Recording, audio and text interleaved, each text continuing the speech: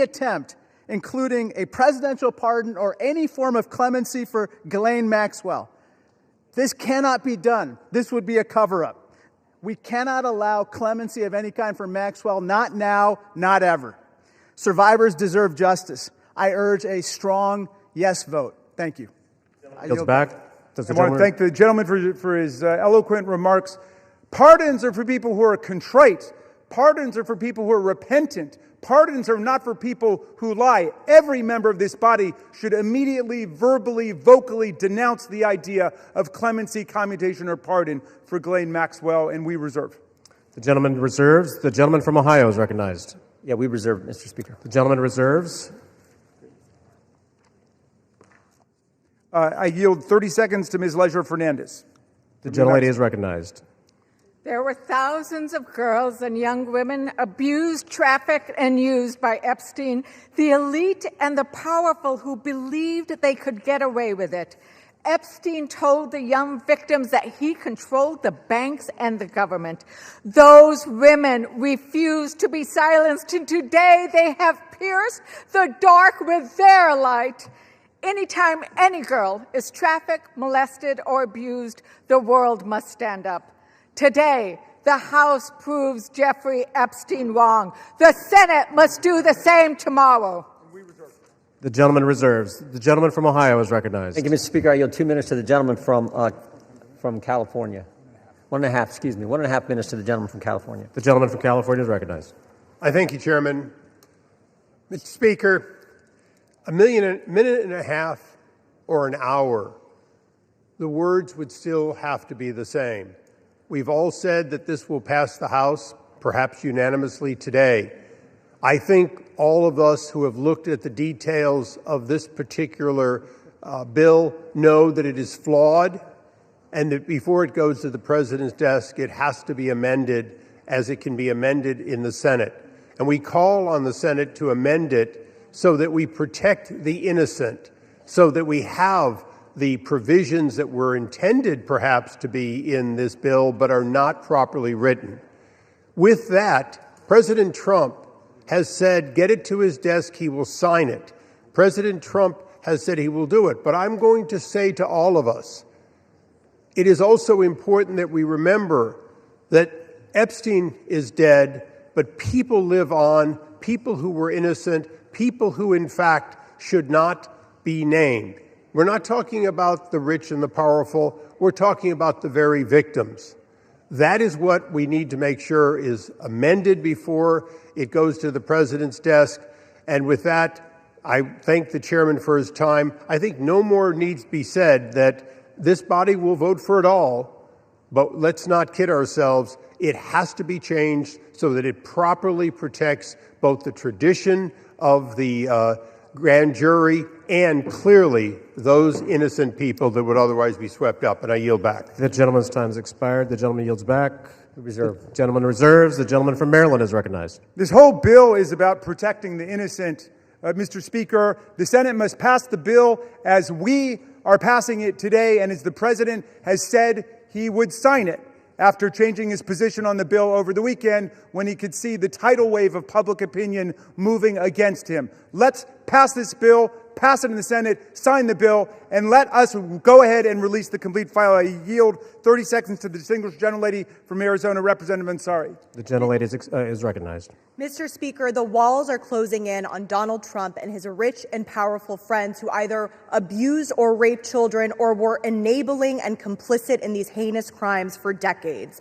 This vote today matters, but here is the truth. Donald Trump could direct the Department of Justice to release the files today. He is choosing not to. They are already under subpoena, led by oversight Democrats, and have refused. This is an ongoing cover-up by the Trump White House, and Mike Johnson and the House has been complicit. What is Trump hiding? Why not release the files today? This is a time has expired. Release the files today. Thank you. The gentlelady's time has expired. The gentleman reserves. The gentleman from Ohio is recognized. Thank you, Mr. Speaker. I yield 2 minutes to the distinguished gentleman from New Jersey, Mr. Van Drew. The gentleman from New Jersey is recognized. Today I want to talk about hypocrisy. Let me be clear. I was from Jumpstart, a co-sponsor of this very bill. From the beginning, we should never protect pedophiles. But for months, my Democratic colleagues have done what they think is politically convenient through all the yelling, through all the tears, through all the sadness. They say releasing the Epstein list is of grave concern to them. If that was true, where were they during the 4 years of the Biden presidency? Why didn't they demand the release of these files from Jumpstart in year 1? Mr. Speaker, why didn't they ask for them in year 2? Or if that wasn't good enough, maybe in year 3. They had control, or not even in his final year of office. Other than a single letter the ranking member wrote in 2019, a single letter, not one Democrat on the committee spoke out about Epstein or his victims of this very terrible tragedy, other than to say that he didn't like the plea deal. Let me say this. When they stand here today insisting how badly they want these files released, why didn't they do it? Yet they stayed silent for year after year after year after year under Joe Biden. It's impossible. Mr. Speaker, it is impossible to see that as genuine. What I see is a group more focused on scoring political points and drama than of protecting abused children. The record is clear. Under Republicans, far more information has been released in the last 6 months than was done during all 4 years of the previous presidency under Joe Biden. We've actually been the party of transparency. We've released the information. We've told the truth. Unfortunately, and I'm sad to say it, they have been the party of hypocrisy. Mr. Chair, I reel back. The gentleman yields back. The gentleman reserves. The gentleman from Maryland is recognized. You know, I've never heard a more defensive presentation in my life than what we're hearing from over there.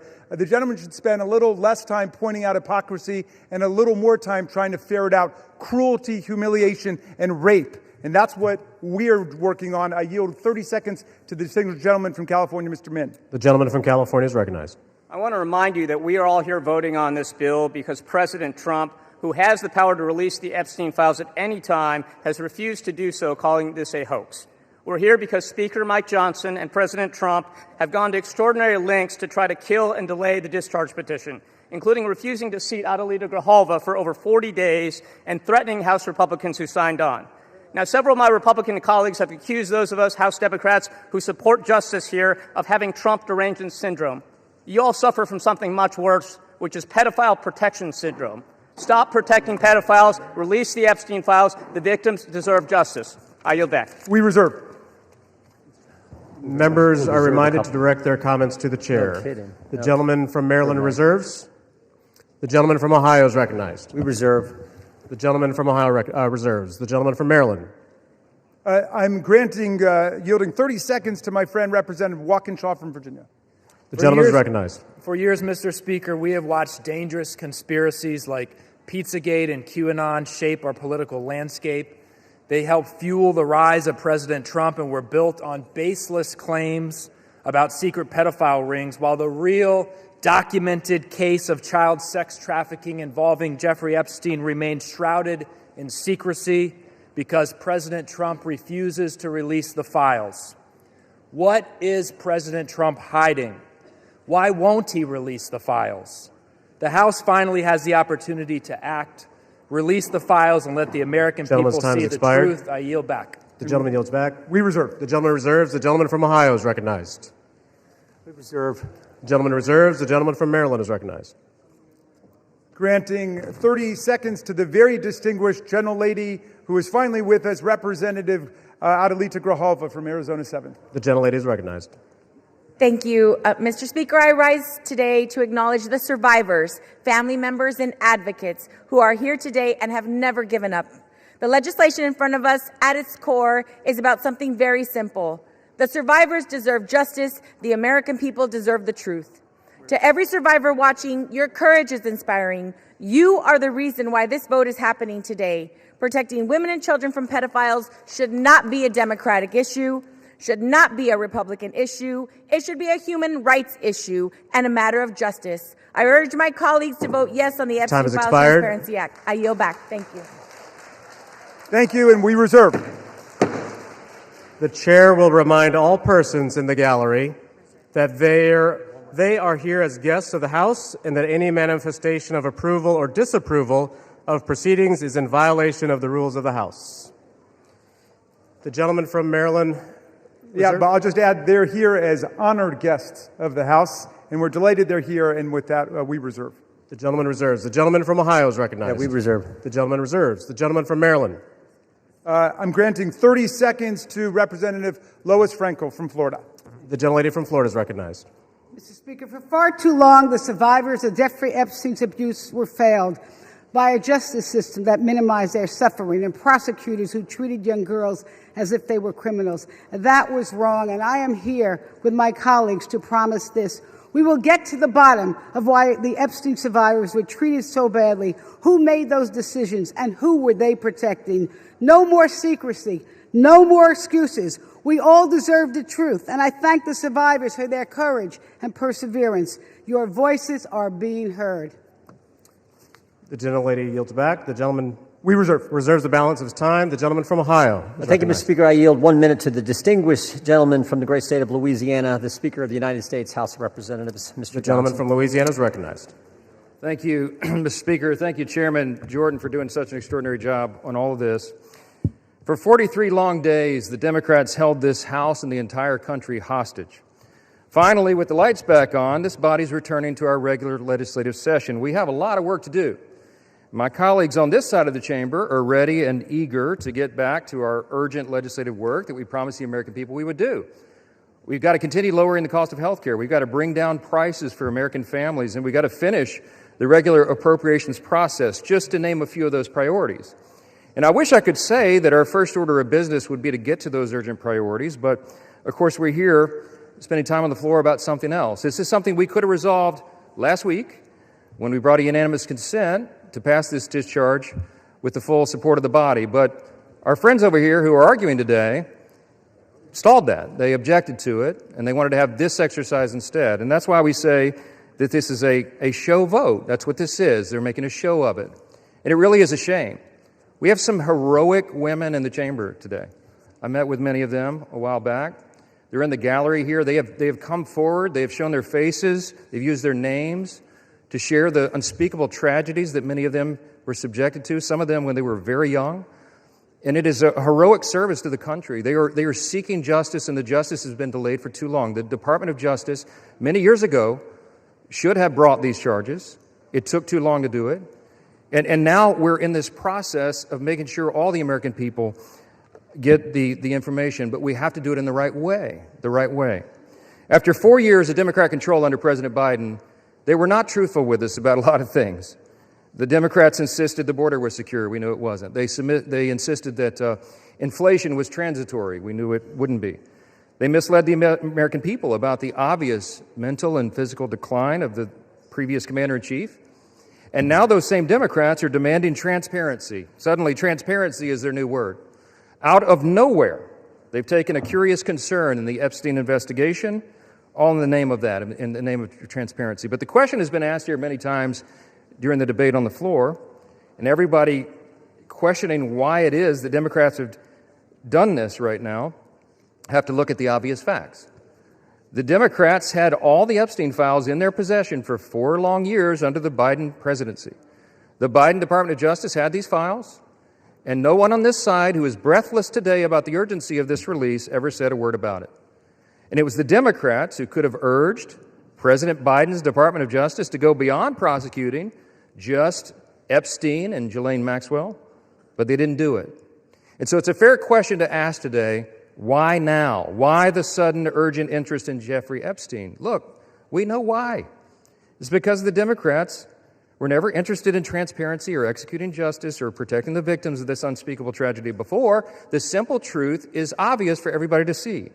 This is a political exercise for Democrats, and it pains me to say it. I wish that was not the truth, but it is, and it's undeniable. This is as deceitful and dishonest as their pointless stunt was to shut the government down. Democrats are using the Epstein tragedy, the unspeakable evils that this guy committed with his trafficking ring and all of the abuses that they made these young women go through. They're using that as a political weapon to try to distract from their failures as a party and to try their best to try to tie President Trump somehow into this wretched scandal. The president had nothing to do with it. He's been very clear, and he has nothing to hide. And that's why he's endorsed the vote today. I suspect this vote will be probably unanimous. But here's the important point that everybody needs to understand. We have been advocates of maximum transparency, but we have also insisted that the victims be carefully protected. The Oversight Committee has been doing extraordinary work, and we've got some of the most vigorous advocates on the Republican and Democrat side on the Oversight Committee. They've been working in earnest to deliver transparency for the American people and to do it in a responsible manner. What do we mean by that? The bipartisan effort over there is already producing all the results that the discharge petition seeks and much, much more. Chairman Comer and all of these advocates over there have been releasing thousands of documents, for example, from the Epstein estate. By the way, in my view, that's been the greatest treasure trove of information because it's yielded for us Epstein's own personal flight logs, his financial records, his daily calendars, and so much more. But importantly, none of that was addressed or is addressed in the legislation that's being voted on today. The estate files wouldn't even have been encompassed in that. And so it goes to show that the Oversight Committee is doing it from the right way. From the very beginning, we've been insistent that this matter be handled carefully and with the utmost caution and care for the people who have been harmed. They should not be made to suffer any longer. We're talking about real people's lives at stake here, and young victims who don't want to be dragged into this political game that could get hurt further. But the Democrats are rushing the release of thousands of unsubstantiated documents that may be included in this, that are going to be in the public domain with the passage of this bill. And there are serious deficiencies in the legislation that I have noted at length, and Republicans have to work to address those deficiencies in the Senate if and when this legislation is advanced. I stood before the American public today at our press conference, and I explained in detail the dangers of the discharge petition. We have posted at my website, speaker.gov, a summary. The legal counsel, a small army of lawyers, put this together. I used to be a federal court litigator. Many of my colleagues who have spoken today were. We understand the dangers of how this was haphazardly drawn up. And among them, by the way, Mr. Speaker, before I forget, I seek unanimous consent to enter into this document into the record. It's on the website. It's entitled, How the Flaws of H.R. 4405 Could Re-Victimize Epstein's Victims, Create New Victims, and Damage the Judicial System. It is dated today. Thank you. And it summarizes just 5 or 6 of the major concerns. Among them, it fails to fully protect victim privacy. It could create new categories of victims. It potentially jeopardizes grand jury secrecy. It fails to prohibit release of child sexual abuse materials that are not appropriately defined in the legislation. It jeopardizes future federal investigations, and we have national security concerns regarding classified information. We'll put this in the record because we need the legislative record to reflect what is the legislative intent behind this vote. I used to litigate cases. We would litigate federal statutes and whether or not they could survive, and legislative intent is important. And we need to say clearly for the record, as the Speaker of the House, I'm saying to you, this legislation that will pass today is flawed and it must be amended. The question is, why didn't we amend it here before we passed it? Because the authors won't allow it. Because under the rules of the House, under a discharge petition, they have to agree to consent for the legislation to be amended, and they're not doing that. So now we rely upon our partners in the other chamber to get that done, and they need to do that. The victims deserve our utmost respect. In fact, they should be saluted for their courage. And the young women who have not come forward, who are now, some of them are middle-aged women who have not come forward, also deserve our respect, and they deserve to be protected. Republicans support transparency. We want maximum transparency, especially when it comes to disclosing the names of anybody who had anything to do with these evils, anybody who conspired with or aided in any way Jeffrey Epstein. They must be brought to justice. We want the bill to be amended so it doesn't, at the same time, violate victim privacy, create new victims, disclose the names of any whistleblower or informant, cause the release of grand jury materials or child sexual abuse materials, or undermine our national security. And if and when the Senate takes this up, we will work with our colleagues over there to make sure that these things are corrected. I'll just close with this simple thought. We've been at this a while. It's drug on for a while, but it's time for this to come to light. I expect that this will be a unanimous vote, and it will reflect what I think every member in this chamber, and I'll say this now, at least in recent days, every member of the chamber on the Democrat side, they didn't say anything for 4 years, but they're for maximum transparency now, and so is this side. But we want to do it in a respectful and careful manner so that we don't subject innocent people to further harm. And that has been the whole thing. I told all my members today I'll be voting yes on this, and I suspect almost everyone will. We'll send it to the Senate, and we hope it's corrected. Thank you for the time, Mr. Speaker, and I yield back. Gentleman reserves. The gentleman from Maryland is recognized. I'm yielding to Mr. Gomez for the sole purpose of making a parliamentary inquiry. Mr. Gomez is recognized. Mr. Speaker, I rise to ask a point of parliamentary inquiry. Is this an appropriate time to point out that the Republicans named children's savings account in their so-called one big beautiful bill after Donald Trump, someone connected to one of the most notorious pedophiles in this country? Or that the Speaker of the House just lied on the floor by stating that there was protection, there isn't protections for the victims in the Epstein bill. The gentleman is no longer recognized. The gentleman from Maryland, you are recognized. Thank you. I am prepared to close. I've got no more speakers on my side. The gentleman reserves. Gentleman from Ohio is recognized. Thank you, Mr. Speaker. No. Gentleman from Ohio has 30 seconds. Can I inquire how much time is remaining? 30 seconds.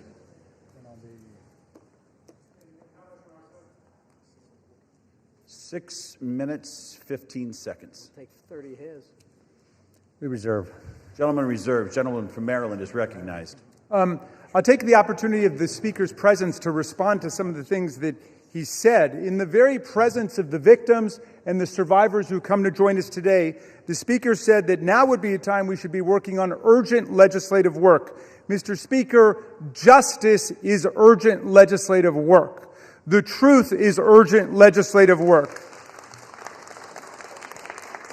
The Speaker says, why now? Why now? Well, Mr. Speaker, you were the one who refused to swear in Adelita Grijalva for 50 days. We would have done it 50 days ago, but she provided the 218th signature on the discharge petition. So why now? It was because of your dilatory tactics, your delay, your postponement of it. Now, the gentleman says that there are not sufficient protections. There are protections in the bill for the victims to make sure that their names will be redacted. And yet we hear even the Speaker of the House of Representatives openly inviting the U.S. Senate to start finger painting on this bill, which we have waited more than 5 months to bring to the floor. The Senate should pass the bill exactly as it's written. The President should sign it exactly as he said he would when he finally changed his mind. And the Epstein file must be released. Moreover, if the President is serious about what he's saying, he's got the power to release the Epstein file right now.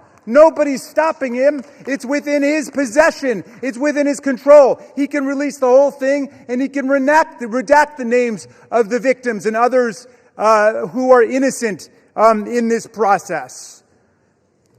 Mr. Speaker, Speaker Johnson said that these are unspeakable evils. Well, because of the bravery and the invincible courage of the women who've joined us today, they're no longer unspeakable. They're spoken. They're articulated. The cat is out of the bag, and we know what's been going on for decades. It's been a double standard of justice, going all the way back to Alex Acosta, who later got rewarded with a cabinet appointment in the Trump administration. Alex Acosta had a 60-count federal indictment ready to go against all kinds of people for an interstate sex trafficking conspiracy with solicitation, with child sex abuse, all of it. And he traded that 60-count federal indictment for 1 count in state court. And Jeffrey Epstein ended up getting the sweetest of sweetheart deals ever on the plea bargain front. He was free from 8 a.m. to 8 p.m. to do whatever he wanted and continuing to perpetrate his crimes and run his conspiracy. And then he would come and he would watch TV and spend the night in jail. And it was over in about a year after the rape and sexual abuse of hundreds and hundreds of girls. And he kept going and he kept at it. We want the whole truth to come out. This is the United States of America. Even the British monarchy wouldn't put up with this. How about the American democracy? How about we say, no way, we're not going to allow this cover-up to go on for 1 day more. And I'm glad the President changed his mind after pulling out all the stops to try to get one of our Republican colleagues to change their mind, to remove their name from the discharge petition, he gave up. And I want to salute the gentlelady from Colorado from having the courage to stand her ground in the Situation Room in the White House and say, no, she wasn't going to be bullied. No. So I'm glad the president changed his mind. But let's be clear, Mr. President, you've got the power today to release the entire file. That's what you called for. That's what Pam Bondi called for. That's what Kash Patel called for. So we don't need anybody calling for the Senate to slow things down for more weeks and more months. The American people have had it. We'll reserve. Gentleman reserves. Gentleman is reminded to direct your comments to the chair and not your colleagues. The gentleman from Ohio is recognized, and you do have 90 seconds remaining. Correction. Thank you, Mr. Speaker. I yield 30 seconds to the gentleman from Texas. The gentleman from Texas is recognized. The Democrat Party, with help from the dishonest media, used the Epstein files not to seek justice from the victims, but to smear President Trump. And it's sickening, quite sickening. The Democrats have used the Epstein files to distract the American people from the wins President Trump and his administration have delivered for the American people for the last 11 months. I'm proud to work with my Republican colleagues on the House Oversight Committee in coordination with the Justice Department. 65,000 pages of documents are related from Epstein released. What have my Democrat colleagues done? They selectively leaked and altered documents to mislead the American people. As President Trump has stated, we have nothing to hide here. I'm voting to release the files so that we can move on from this smear campaign the Democrats have manufactured. God bless Gentleman's Donald J. time has Trump. expired. Gentleman from Maryland is recognized. Reserve the balance of my time. Gentleman reserves. Gentleman from Ohio reserves. Gentleman from Maryland is recognized. All right. How much time do I have to close? You have 2 minutes. Thank you, Mr. Speaker. And I want to thank all of America for tuning in to this. I want to thank Representatives Massey and Khanna, Representative Green, all of those who have insisted upon bringing the truth forward and a reckoning with the reality of one of the worst international child sex trafficking rings ever to exist in the United States and the cover-up attendant to it. We've got the opportunity today to do justice for the victims, for the survivors who have come forward to say that the voice of the victims and the survivors must be put at the very center of our deliberations. Not shunted off to the side, not submerged, not subordinated, but put at the very center. We must hear from the people who themselves were victimized by this nightmare. Now, our colleagues across the aisle seem to want to make this into some sort of partisan contest. I haven't heard so much talk about the Democrats since the Democratic National Convention. And all that we've done here is to say we want to bring the truth forward, along with a bipartisan group. We don't want the Senate monkeying around with this in order to slow things down. We want it passed in the Senate. We want it signed. And before that, if the president is true to his word and he wants to see all of this come to light, he can release it now instead of fighting, kicking, and screaming every step along the way. But I'm glad he's changed his mind, and I hope he maintains the momentum he's got to stick with the vast majority of the American people who want to see that the truth is done here. And while he's at it, the administration could reconsider their terrible policies, gutting federal offices and programs designed to combat violence against women. The DOJ terminated hundreds of grants to police departments, defunding the police when it comes to investigating violent sex crimes and to support victims. His DOJ destroyed programs to combat international human trafficking rings. Let's get back on the side of the women. I yield back. Gentleman yields back. The gentleman from Ohio. Thank you, Mr. Speaker. Thank you, Mr. Speaker. The Speaker Johnson said it right. Why now after 4 years of doing nothing?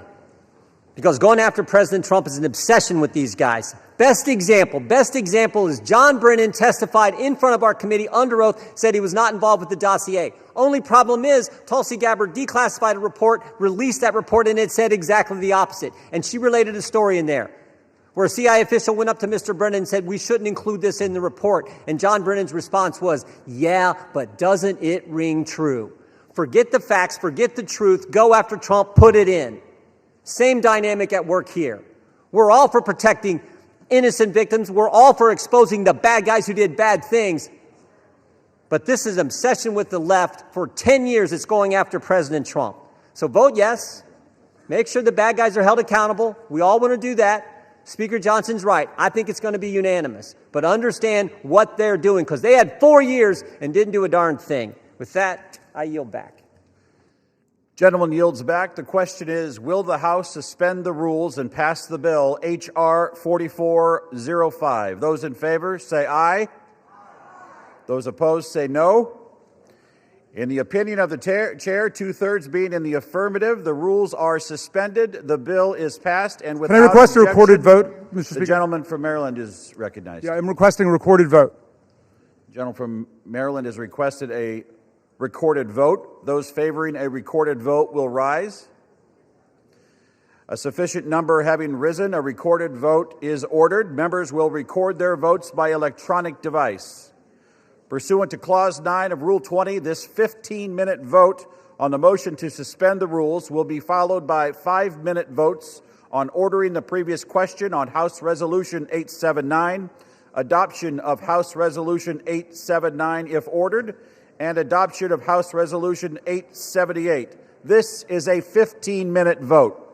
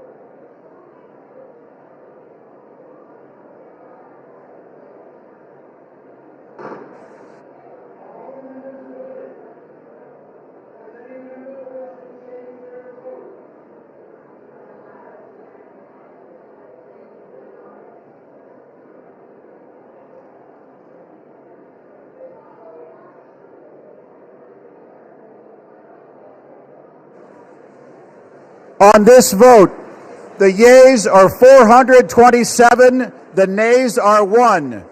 2/3 being in the affirmative, the rules are suspended, the bill is passed, and without objection, the motion to reconsider is laid on the table.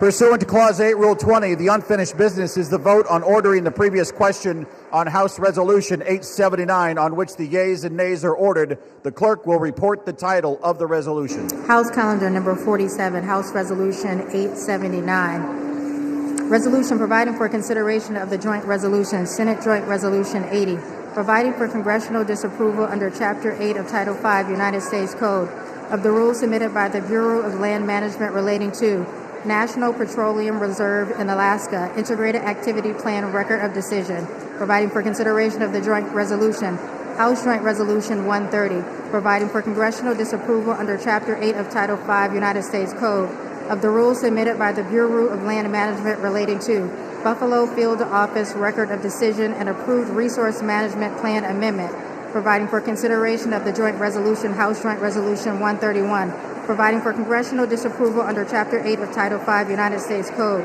of the rules submitted by the Bureau of Land Management relating to Coastal Plain Oil and Gas Leasing Program Record of Decision, providing for consideration of the concurrent resolution, House Concurrent Resolution 58, denouncing the horrors of socialism, providing for consideration of the bill, H.R. 1949, to repeal restrictions on the export of import of natural gas, providing for consideration of the bill, H.R. 3109, to require the Secretary of Energy to direct the National Petroleum Council to issue a report with respect to the petrochemical refineries in the United States and for other purposes, providing for consideration of the bill, H.R. 5107, to repeal the Comprehensive Policing and Justice Reform Amendment Act of 2022, enacted by the District of Columbia Council, providing for consideration of the bill, H.R. 5214, to require mandatory pretrial and post-conviction detention for crimes of violence and dangerous crimes and require mandatory cash bail for certain offenses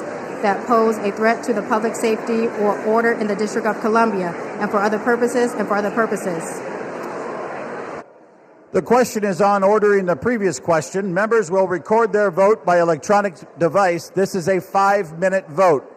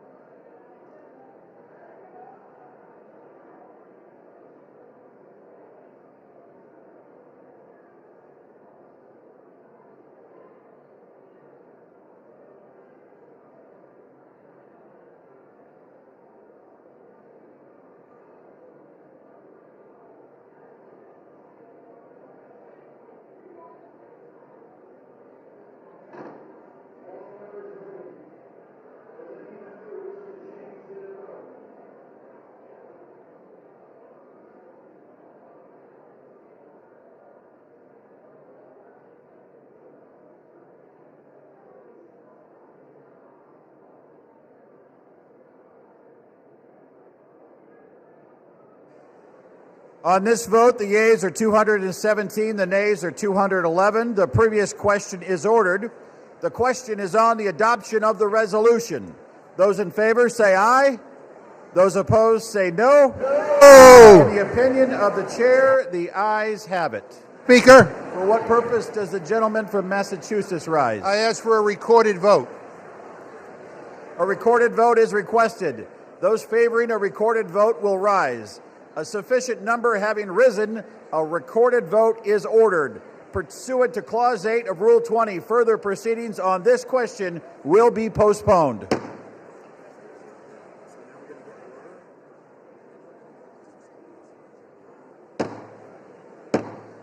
The House will be in order. The House will come to order. The House will come to order. For what purpose does the gentleman seek recognition? To speak out of order for 1 minute, Mr. Speaker. Without objection, the gentleman is recognized. Thank you, Mr. Speaker. Today I rise to recognize a man whose dedication, steadiness, and wisdom have shaped not only my work in this chamber, but the work of this institution itself. I'm talking about my Chief of Staff, Brett Horton.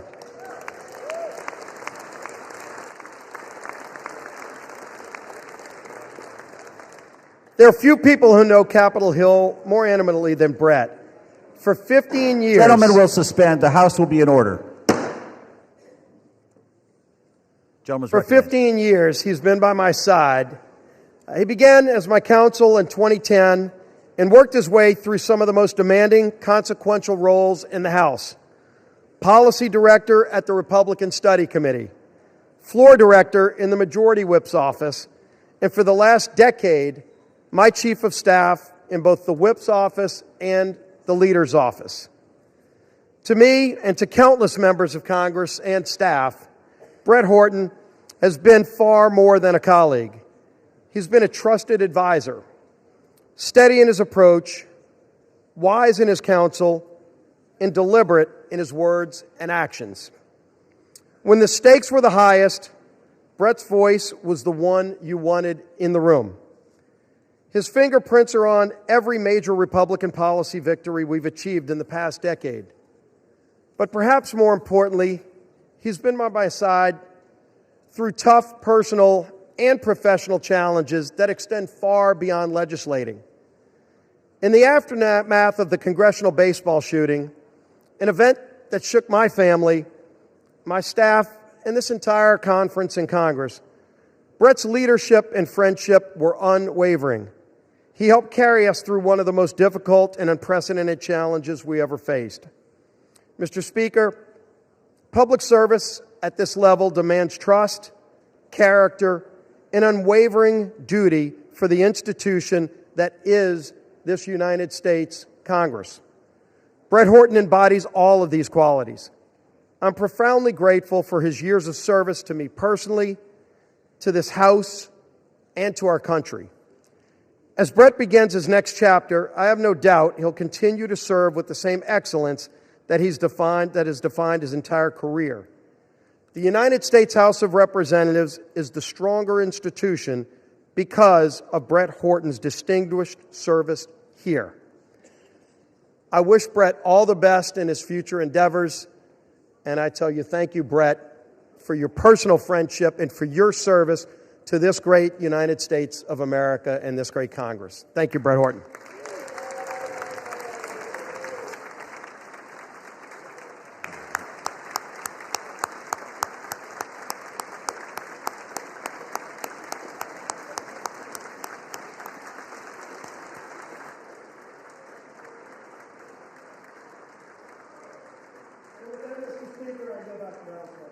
Gentleman yields back. Pursuant to Clause 8 of Rule 20, the unfinished business is the vote on the adoption of House Resolution 879, on which a recorded vote is ordered. The clerk will report the title of the resolution. Calendar number 47, House Resolution 879. Resolution providing for consideration of the joint resolution, Senate Joint Resolution 80, providing for congressional disapproval under Chapter 8 of Title 5 United States Code of the rules submitted by the Bureau of Land Management relating to National Petroleum Reserve in Alaska Integrated Activity Plan Record of Decision, providing for consideration of the joint resolution, House Joint Resolution 130, providing for congressional disapproval under Chapter 8 of Title 5 United States Code of the rules submitted by the Bureau of Land Management relating to Buffalo Field Office Record of Decision and approved Resource Management Plan Amendment, providing for consideration of the joint resolution, House Joint Resolution 131, providing for congressional disapproval under Chapter 8 of Title 5 United States Code of the rules submitted by the Bureau of Land Management relating to Coastal Plain Oil and Gas Leasing Program Record of Decision, providing for consideration of the concurrent resolution, House Concurrent Resolution 58, denouncing the horrors of socialism, providing for consideration of the bill, H.R. 1949,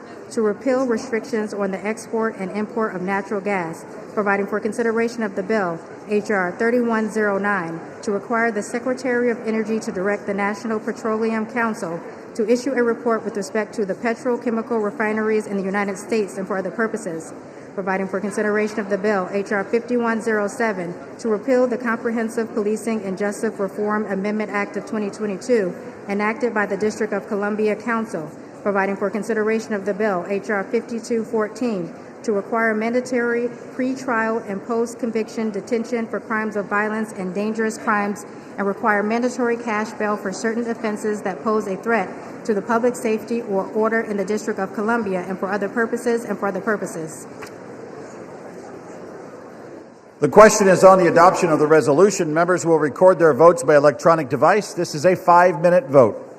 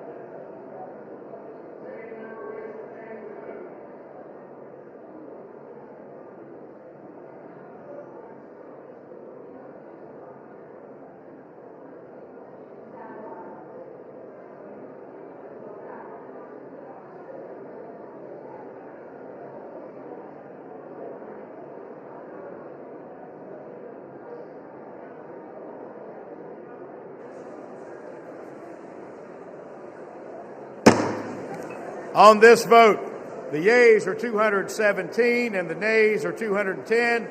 The resolution is adopted without objection. The motion to reconsider is laid on the table.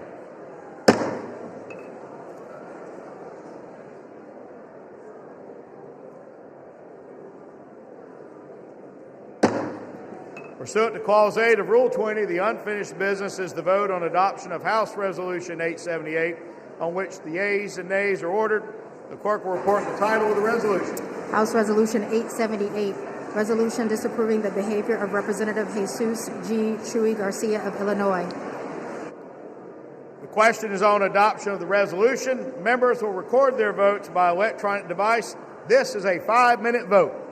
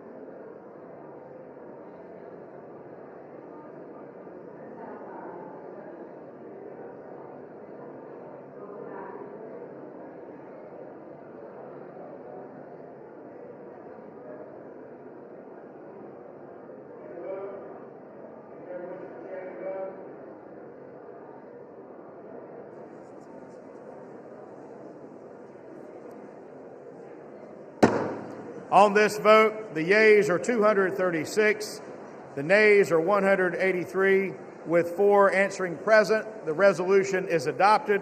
Without objection, the motion to reconsider is laid upon the table.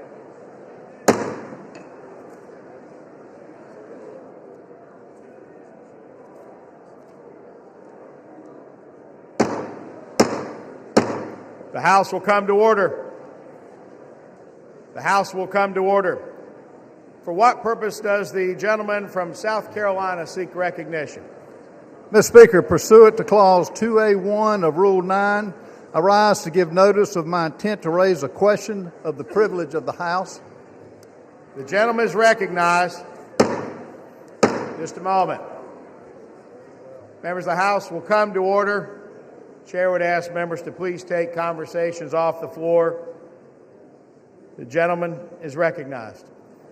Mr. Speaker, my House Resolution 888, censuring and condemning Delegate Stacey Plaskett and removing her from the House Permanent Select Committee on Intelligence for conduct that reflects the discredibility on the House of Representatives for colluding with convicted felon and offender Jeffrey Epstein during a congressional hearing.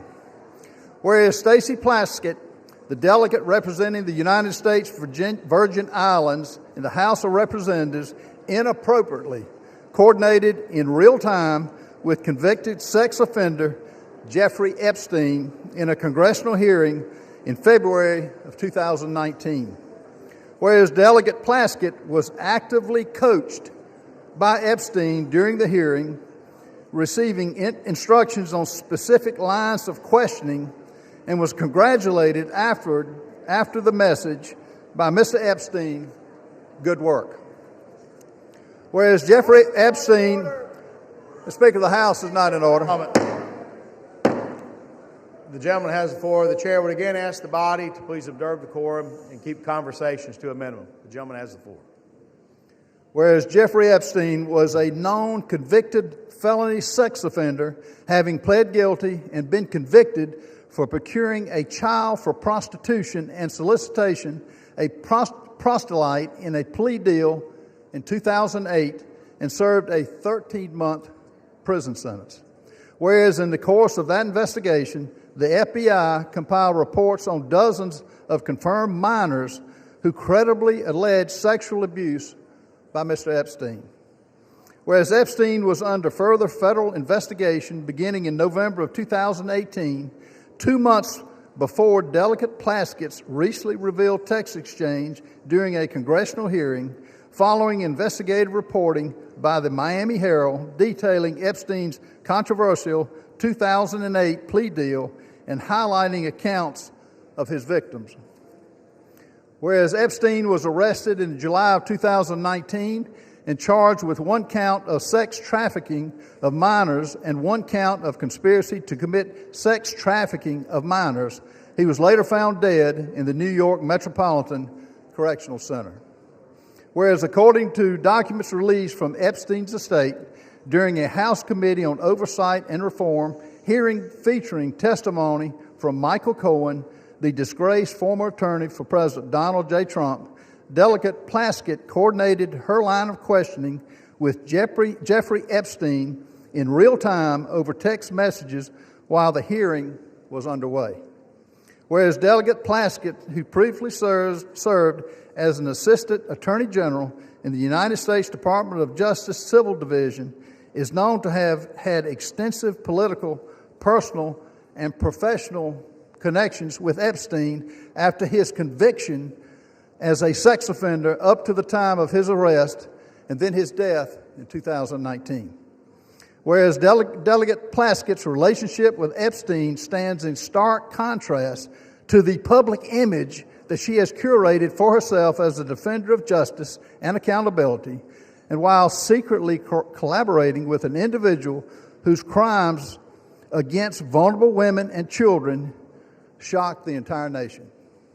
Whereas Delegate Plaskett's willingness to receive instructions on official congressional proceedings from Epstein, a convicted felony sex offender with deep concerning international associations, is especially alarming and inappropriate given her own past service in the United States Department of Justice in her current role on the House Permanent Select Committee on Intelligence and raises serious questions about Delegate Plaskett's judgment, her integrity, and her fitness to serve.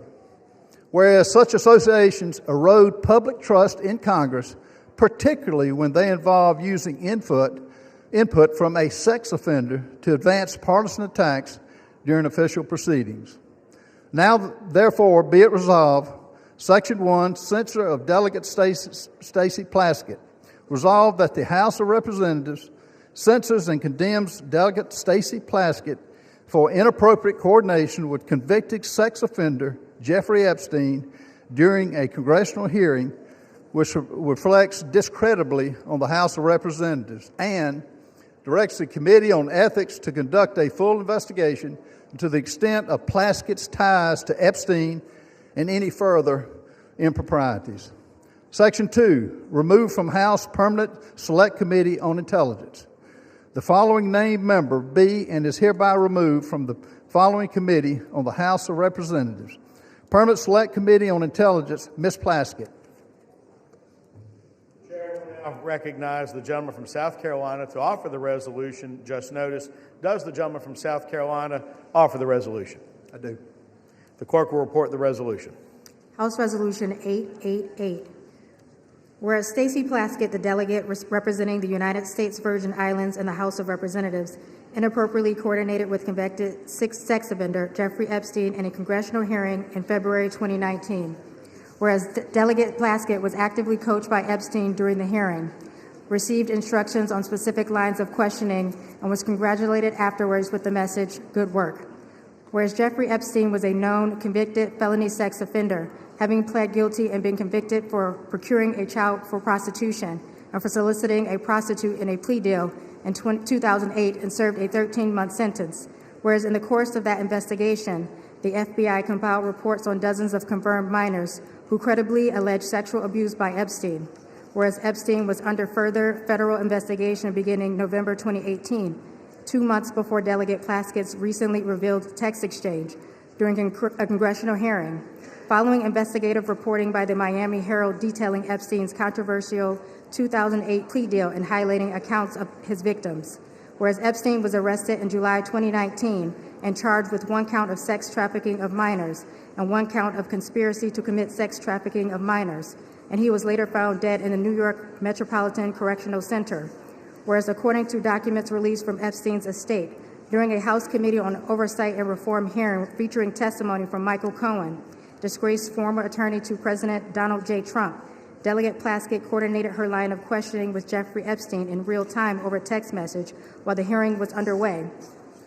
Whereas Delegate Plaskett, who previously served as an Assistant Attorney General in the U.S. Department of Justice Civil Division, is known to have had extensive political, personal, and professional connections with Epstein after his conviction as a sex offender up to the time of his arrest and then death in 2019. Whereas Delegate Plaskett's relationship with Epstein stands in stark contrast to the public image she has curated for herself as a defender of justice and accountability, while secretly collaborating with an individual whose crimes against vulnerable women and children shocked the nation. Whereas Delegate Plaskett's willingness to receive instructions on official congressional proceedings from Epstein, a convicted felony sex offender with deeply concerning international associations, is especially alarming and inappropriate given her own past service in the U.S. Department of Justice and her current role on the House Permanent Select Committee on Intelligence, and raises serious questions about Delegate Plaskett's judgment, integrity, and fitness to serve. And whereas such associations erode public trust in Congress, particularly when this involves using input from a sex offender to advance partisan attacks during official proceedings, now therefore be it resolved. Section 1, censure of Delegate Stacey Plaskett. The House of Representatives, 1, censures and condemns Delegate Stacey Plaskett for inappropriate coordination with convicted sex offender Jeffrey Epstein during a congressional hearing, which reflects discreditably on the House of Representatives, and 2, directs the Committee on Ethics to conduct a full investigation into the extent of Plaskett's ties to Epstein and any potential further improprieties. Section 2, removal from House Permanent Select Committee on Intelligence. The following named member be and is hereby removed from the following committee of the House of Representatives. Permanent Select Committee on Intelligence, Ms. Plaskett. The resolution qualifies. For what purpose does the gentlelady from Massachusetts rise? Mr. Speaker, I have a motion at the desk. The clerk will report the motion. Ms. Clark of Massachusetts moves to refer the resolution to the Committee on Ethics. The gentlelady from Massachusetts is recognized for 1 hour. Mr. Speaker, today we have finally taken a vote that recognizes the need for the survivors and victims of Jeffrey Epstein to have justice and transparency. And not minutes later, the gentleman from South Carolina is filing yet another partisan resolution. I ask all of my colleagues to support this motion to refer this to the Ethics Committee, and I yield back my time.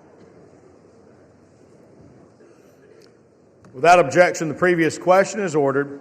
The question is on the motion to refer. All those in favor say aye. Aye. All those opposed say no. No. In the opinion of the chair, the noes have it. Mr. Speaker, and the motion is not up. What Mr. purpose? Speaker, I request a call of the yeas and nays. The yeas and nays are requested. Those favoring a vote by the yeas and nays will rise. A sufficient number having risen, the yeas and nays are ordered. Members will record their votes by electronic device. 5 minutes will be allowed for this vote.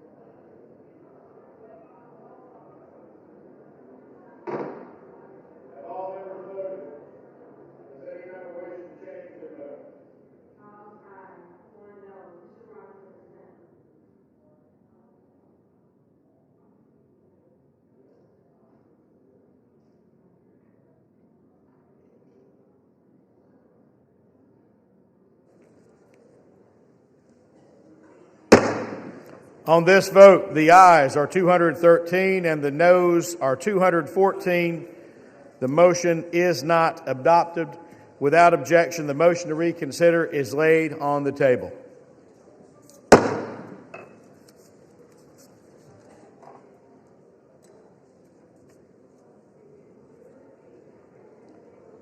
Pursuant to Clause 2 of Rule 9, the gentleman from South Carolina, Mr. Norman, and the gentleman from Maryland, Mr. Raskin, each will control 30 minutes. The chair recognizes the gentleman from South Carolina. Thank you, Mr. Speaker. And just a moment. The chair would ask the House to come to order again, ask members to take conversations off the floor so that the members can be given due accord and respect during the period of debate. The gentleman has the floor. Thank you, Mr. Speaker. I rise today because the House of Representatives has a responsibility and a duty to protect the integrity of this institution. And what we learned from the documents released by Jeffrey Epstein's estate is nothing short of alarming. Those documents show that Delegate Stacey Plaskett, a sitting member of Congress, coordinated her questioning during an official oversight hearing with a man who is a convicted sex offender, a man whose crimes against minors shocked this entire nation. Let me be clear, this was just not casual contact. There were deliberate communications, and they shaped her official line of questioning in a congressional hearing. The American people expect honesty. The American people expect integrity and judgment from their elected officials.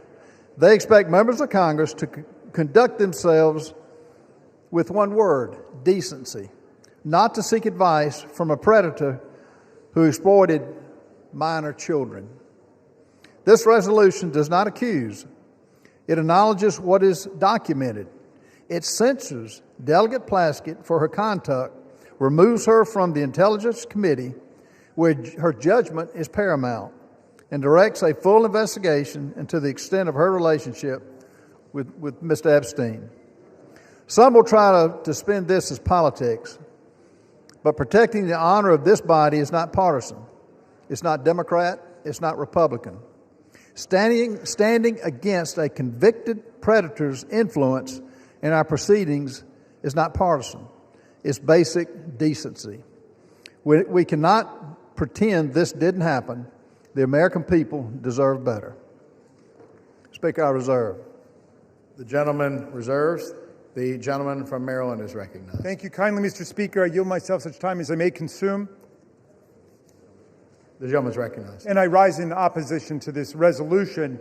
We're here today on the floor to support the complete disclosure of information related to Jeffrey Epstein and his billion-dollar international child sex trafficking ring. And our side of the aisle, at least, supports the release of information relating to anybody who had anything to do with it, whether they're a Republican, a Democrat, an independent, or what have you, period. We insist on complete, full disclosure. This resolution has nothing to do with that. This seems to me to be one more pathetic effort to distract and divert attention from the fact that the president's name appeared more than 1,000 times already in the small fraction of material released on Epstein, and from the failure of the majority to move to disclose this information. And it is this bipartisan group that we've had behind the discharge resolution, which has insisted on bringing this to the fore, and we've got nothing but obstruction, opposition, resistance, evasion, distraction, and diversion from the other side. And now we get one more resolution like this. The resolution actually proposes a disciplinary censure against Representative Stacey Plaskett, but amazingly alleges no misconduct. It does not allege the violation of the Constitution. It does not allege the violation of a federal law or a state law or local law. It does not even allege a violation of the ethics rules of the House of Representatives, and yet they want to censure her and throw her off of her committee. This, a distinguished former federal prosecutor, diligent public servant, representative of the people of the Virgin Islands. Now, Criminal justice has two parts to it. One is insisting upon legal accountability for people who do wrong. The other part of it is due process, which may be the two most beautiful words in the English language, certainly the two most beautiful words in the Constitution of the United States. It's due process that protects all of our freedoms and our rights against the arbitrary power of government and the will just to punish somebody without any process at all. But that's exactly what's going on here. Think about it. Ghislaine Maxwell had due process. She had a right to counsel. She had a right to hearing. She had a right to hear the evidence against her. She had a right to put on her case. She had a right to cross-examine. She had a right to a neutral, impartial tribunal. She had a right to unanimous verdict of a jury. And all of that she had, and she was found guilty.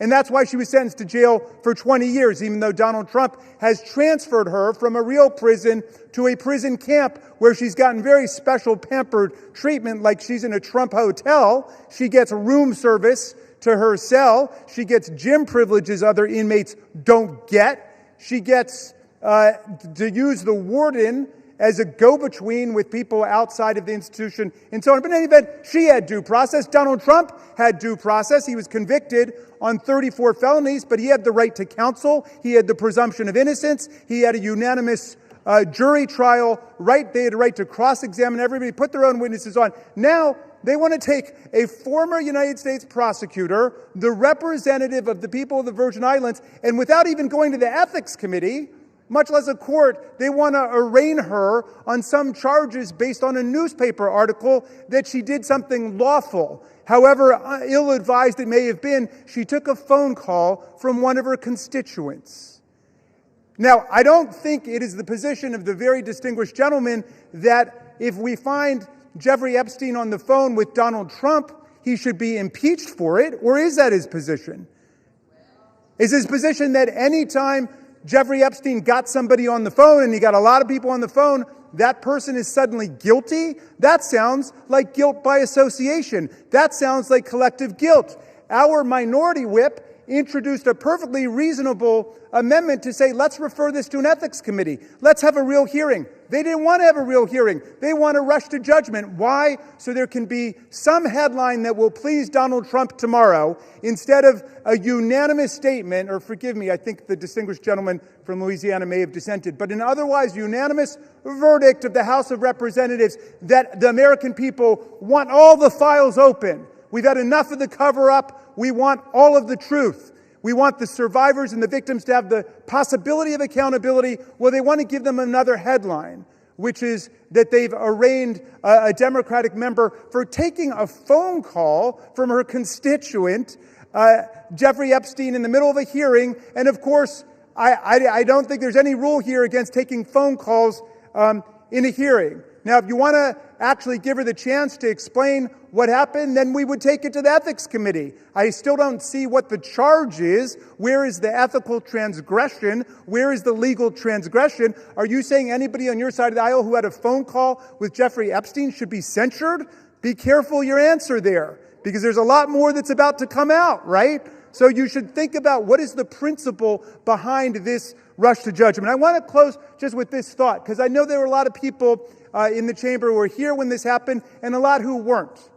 There was a move to expel George Santos, who was a Republican member of the House from New York.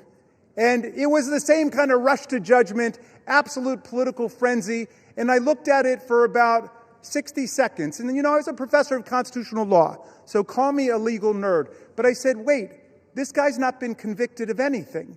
Well, he's a Republican. Yeah, I know he's a Republican. He is not convicted in criminal court. To my knowledge, he had not been arraigned yet or convicted of anything in the ethics disciplinary process. They just said, well, there's bad press. We want to get rid of him. Beware of what you wish for. Is that the rule that you want here in the House of Representatives? That you can just draw up a member of Congress in 24 hours or 48 hours because there's a bad newspaper article without asking any questions, without giving that person any due process at all? Is that what it's come to at this point? I mean, all we're asking for in the Epstein files is release the materials so we can check it out. They want to go ahead and censure and remove from a committee a distinguished member of the House of Representatives with no due process at all. I reject this. I hope the whole body will reject this, just like I voted and spoke against removing George Santos, a Republican on the other side of the aisle, because he had gotten no due process. I hope all of our colleagues will reject this absurd rush to judgment and attempt to change the subject here. I reserve the balance of my time. The gentleman reserves. The gentleman from South Carolina is recognized. Mr. Speaker, before I yield time to my good friend in Louisiana, Representative Raskin, I will be careful in my remarks. You need to be careful with your facts. You have an 11-year veteran of this body who should know better. You have an 11-year member of this body who took money. It wasn't a newspaper article. It was a fact. She took money from Jeffrey Epstein. It's ironic that you're taken up by defending Ms. Plaskett, which is going to the Ethics Committee, but she's lost her willingness or lost her ability to serve because she got irrational judgment by taking money from a convicted pedophile of young children. And it's unfathomable that you're taking the position that you are. These are facts. You mentioned Ghislaine Maxwell. She's not a sitting member of Congress. She, as a sitting member of Congress, she has relinquished any sense of duty to serve on these committees. With that, I want to yield as much time as needed for my good friend in Louisiana, Mr. Clay Higgins. And the chair would remind all members to please avoid engaging in personalities to direct all comments to the chair. The gentleman from Louisiana is recognized. I thank my colleague, Mr. Norman from South Carolina, and I thank my colleague, Mr. Raskin, for the salient points that he has brought to this debate. I also defended George Santos on this floor and opposed the means by which he was expelled. I think it was beyond the pale, and this is a responsibility that we bear in this body, is to determine the means by which our colleagues shall be reprimanded or disciplined. And the Constitution is clear on this. My friend, Mr. Raskin, knows full well that this body controls the means by which and the rules by which the members of Congress shall be disciplined. So we've had variances of opinions regarding, the exact disciplinary actions that should be embraced or rejected, member by member. But let me say that in this case, Ms. Plaskett's receiving text messages, this was so alarming to me. When I saw this and read it, I didn't believe it. I say to my friend, I thought perhaps it was media from a satirical site. It couldn't possibly be true, because we all know that a text message, a text exchange is rather intimate in the realm of communications. And to pierce into an actual congressional hearing for a member of Congress to receive and respond to a text message during a hearing, that is quite familiar, is it not? And this was shocking to me, that a member of Congress would be exchanging text messages directly with Jeffrey Epstein in 2019, at which time he was being prosecuted federally by the first Trump administration.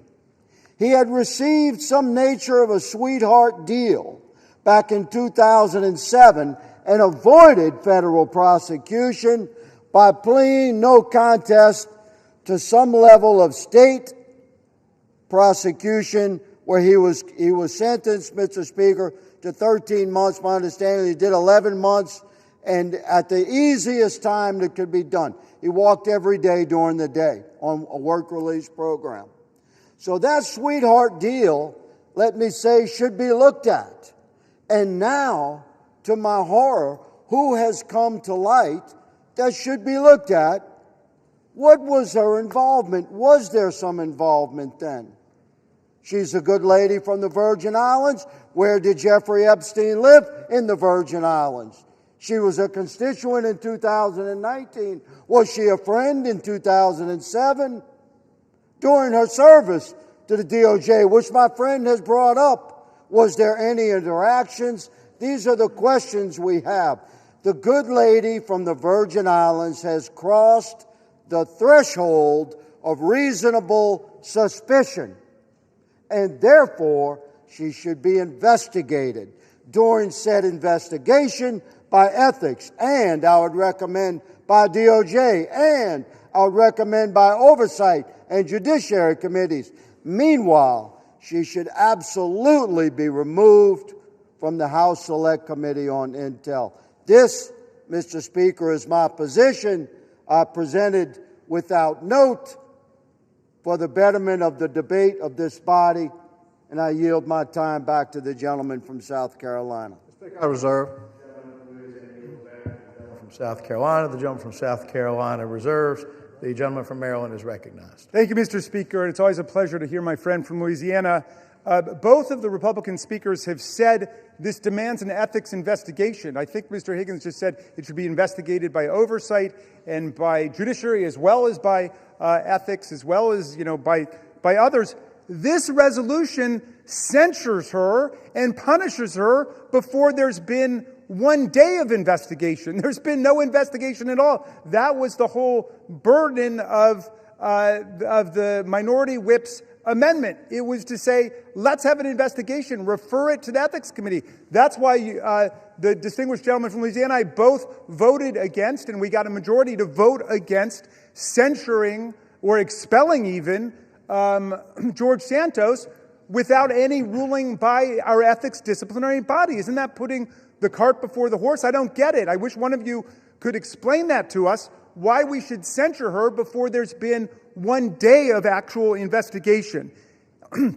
If being on the phone with one of our constituents, even an evil, sinister force like Jeffrey Epstein, and of course, he has said that he considered Donald Trump the most evil person he ever met. He said, without a redeeming bone in his body. So I agree, people can say different things, but Jeffrey Epstein, to me, disgraced himself. But in any event, people want to know, well, what were the contents of that conversation? Why was Ms. Plaskett doing that? I'm sure she's got a good explanation. We're talking about a distinguished lawyer and federal prosecutor who was in the middle of a hearing, which is something that members do all the time, is to talk to people in hearings about different things. But let me ask, if it's now the standard that just to be on a phone call with somebody establishes guilt by association, what about all the members of this body or of the U.S. Senate who were on the phone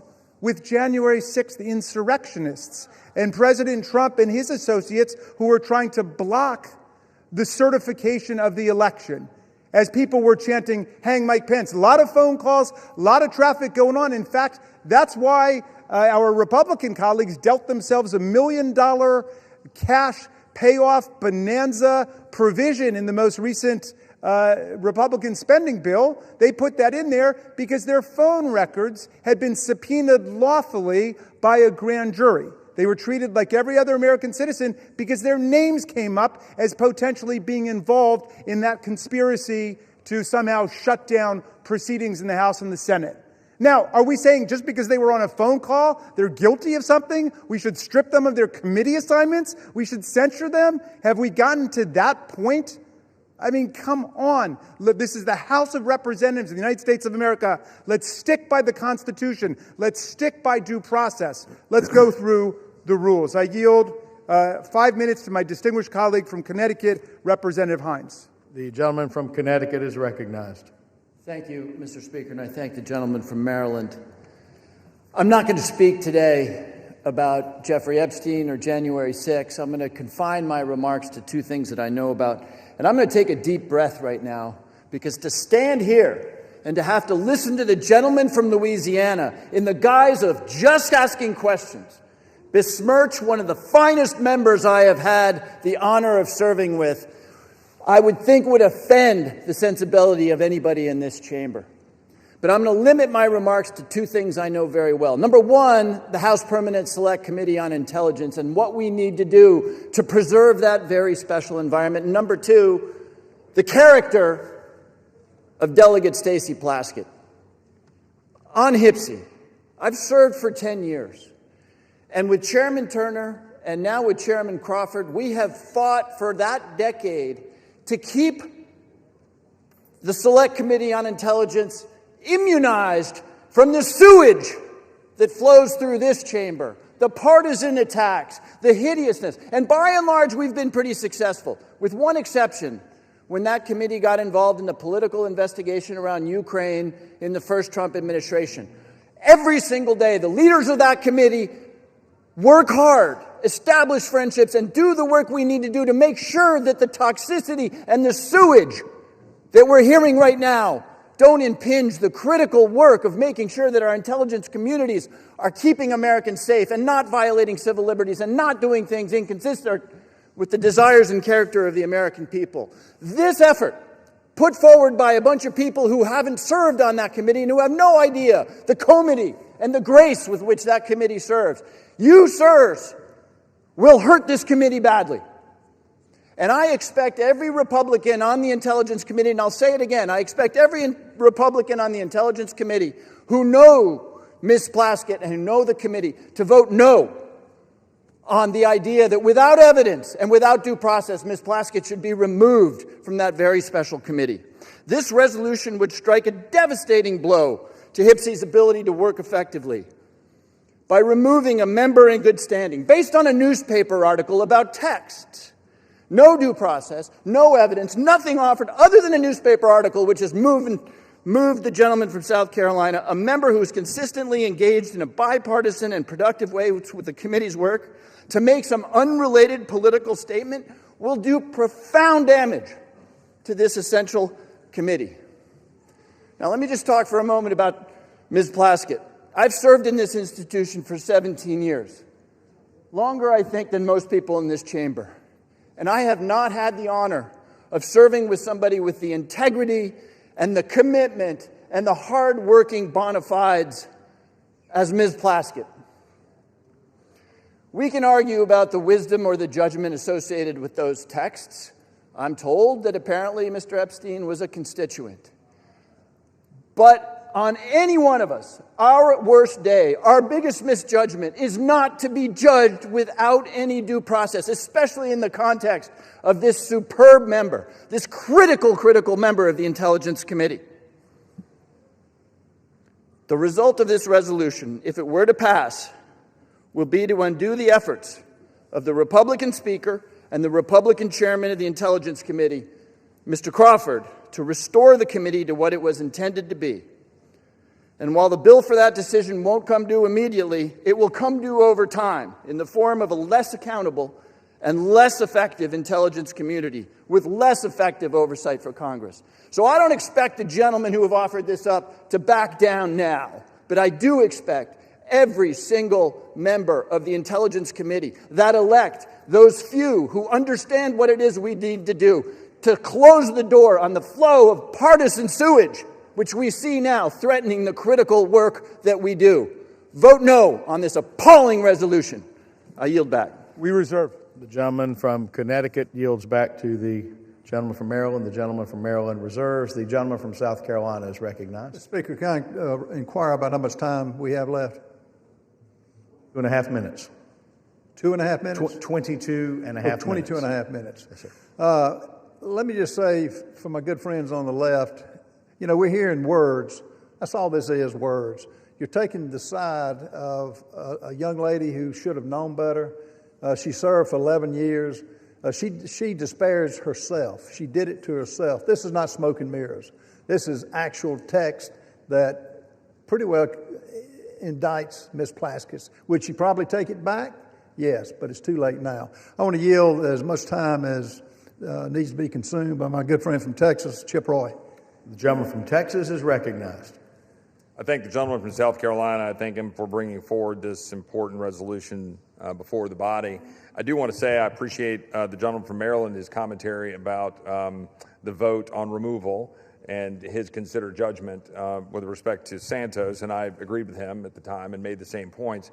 I want to align myself with the remarks from the gentleman from Louisiana, but I want to note in doing so, and I think the gentleman from Maryland has shown respect to, I think, the judgment of the gentleman from Louisiana about his being the sole vote on the issue before this body before with respect to what we're making public because of the gentleman's, I think, very real concerns about what it might mean for victims. And we had that debate and a colloquy back and forth in the Judiciary Committee a few hours ago about what we can do to ensure victims are protected and so forth as we all go forward in what I believe is a unanimous view that we should go seek out truth and justice here with respect to Epstein and anybody associated with him and them and the nefarious affairs involving Jeffrey Epstein. The reason that I support this resolution is, and I would note that my colleagues on the other side of the aisle, they could have tabled this resolution. They chose not to table it. They chose to refer it, which suggests to me that there's a recognition that something here is not particularly good, that we've got a sitting member, in this case the delegate from the U.S. Virgin Islands, who was sitting in the Oversight Committee. And I'm actually a particular interest here because I was the one doing the questioning. Apparently my questioning was so riveting that she was engaging in text messages back and forth at that moment. While I was questioning Mr. Cohen, the gentlelady was engaging in this back and forth on text messages with Jeffrey Epstein. Now, again, I've listened now for months. My colleagues on the other side of the aisle disparage and try to impugn the character of the President of the United States and other members of the administration in connection to an investigation of Jeffrey Epstein, which the President, his administration in 2019, they indicted Epstein. They actually moved forward and federally indicted him in 2019. Ghislaine Maxwell was arrested by the Trump administration. And I know the gentleman from Maryland will go on to say that the Biden administration then carry forward that arrest and indictment into prosecution. True. But it was, in fact, the Trump administration that did what had not been done for a long period of time by taking forward that indictment. So I've been listening to all of the preaching by my friends on the other side of the aisle about how any association, anything to do with Jeffrey Epstein is somehow the dispositive moment here in terms of determining the character of this administration or what they're doing or not doing when they're leaning in to try to seek the truth. Where tens of thousands of pages have been released by Jamie Comer and 13 subpoenas has all been put out. So now the House just voted to have greater transparency. Time will tell what that means in terms of what the court does and how they deal with grand jury secrecy and what they do to continue to redact and protect victims' names under existing laws and how the courts treat that. That's going to be a process, as the gentleman likely knows, right? This is going to be determined as to what gets released and how. But here we have the gentlelady sitting in the Oversight Committee texting with a known convicted felon, a convicted pedophile that was very public and known, had served jail time, and is engaging not just in texts that were trivial, but texts involving advice about her questioning of Michael Cohen, all designed to figure out how to get Michael Cohen to be able to somehow go after Trump or Trump's advisors or people around the president. That, to me, is what we talk about with censure, which is contemplated, of course, in our rules and in the structure. The gentleman talked about the Constitution. We're not removing her. We're simply saying censure. And we're saying that it is a censurable conduct to say that this individual sitting on a committee taking advice from a known convicted pedophile, convicted felon, that is conduct unbecoming of a member of the United States Congress and engaging in real time, taking advice from someone that we've been listening to, being lectured to, is someone deserving of all of the scorn of the entire world. And he is. That's why we're here. If my colleagues didn't think this was a concern, they would have simply made a motion to table. But my colleagues decided to refer it to committee because they know this is a problem. They know this is not the kind of conduct you want in a member of this body. So I think that the gentleman from South Carolina is right to have brought this forward. I think that the body should hear this debate, and tonight that we should vote tonight to censure and refer to the Ethics Committee for further consideration. And with that, I yield back. Yield. Gentleman from South Carolina. I reserve. Gentleman reserves. Gentleman from Maryland is recognized. Thank you, Mr. Speaker, and thank you to my friend from Texas for those remarks. I'm afraid all of them dance around the central issue, which is the good congressman knows how due process works in America. There are facts that are adduced first. There's an opportunity to be heard on both sides. There's due process, there's consideration, then there's judgment. You've flipped the whole thing on its head. You've said we're going to judge her guilty before anybody has an opportunity even to hear what the charges are, much less answer the charges, much less do any kind of analysis. I'm sorry to hear that the text exchange that it seems to be at the heart of people's consternation here took place during the distinguished gentleman's questioning, but that is not a federal offense, nor is it an ethical violation in the House of Representatives. You don't get to have the undivided attention of all of your colleagues. The gentleman says that he thinks that our position is that any association with Jeffrey Epstein is a dispositive moment of judgment for people. That's not the position we've advanced. We've taken the position with the survivors that we want to end the cover-up of what happened and then let the chips fall where they may. If there are people who were actually engaged in crime, as Ghislaine Maxwell was, as Epstein was, then they should be charged with every element of due process. If they happen to be a waiter or a waitress who worked at an event, they're not guilty of anything. That's what due process is. We're able to sift through and figure it out. But your rush to judgment isn't even giving anybody a chance to know what the charges are here. It's the most extraordinary thing I've ever seen. I'm going to yield now to Delegate Plaskett herself, the distinguished representative from... Oh, I'm sorry. First, we've got Representative Crockett from Texas for 2 minutes. Thank you so much. This is a distraction to take away from the fact that the Guardians of Pedophiles is literally trying to protect pedophiles. The president is a convicted felon and an accused sex offender. Stacey Plaskett hasn't been accused of either. So what are we actually here talking about? Trump and Epstein were besties. We've all seen the pictures of them. We saw the birthday book. So why are y'all more interested in talking about Stacey Plaskett than Trump's relationship with the man? When did y'all become so moral? Because I can remember when y'all wouldn't sign the discharge petition. All of a sudden, everybody wanted to vote for this, but you wouldn't sign the discharge petition. Until we decide that we are going to go after the actual rapists and pedophiles, miss me with your moral high ground. Folks who also took money from somebody named Jeffrey Epstein, as I had my team dig in very quickly.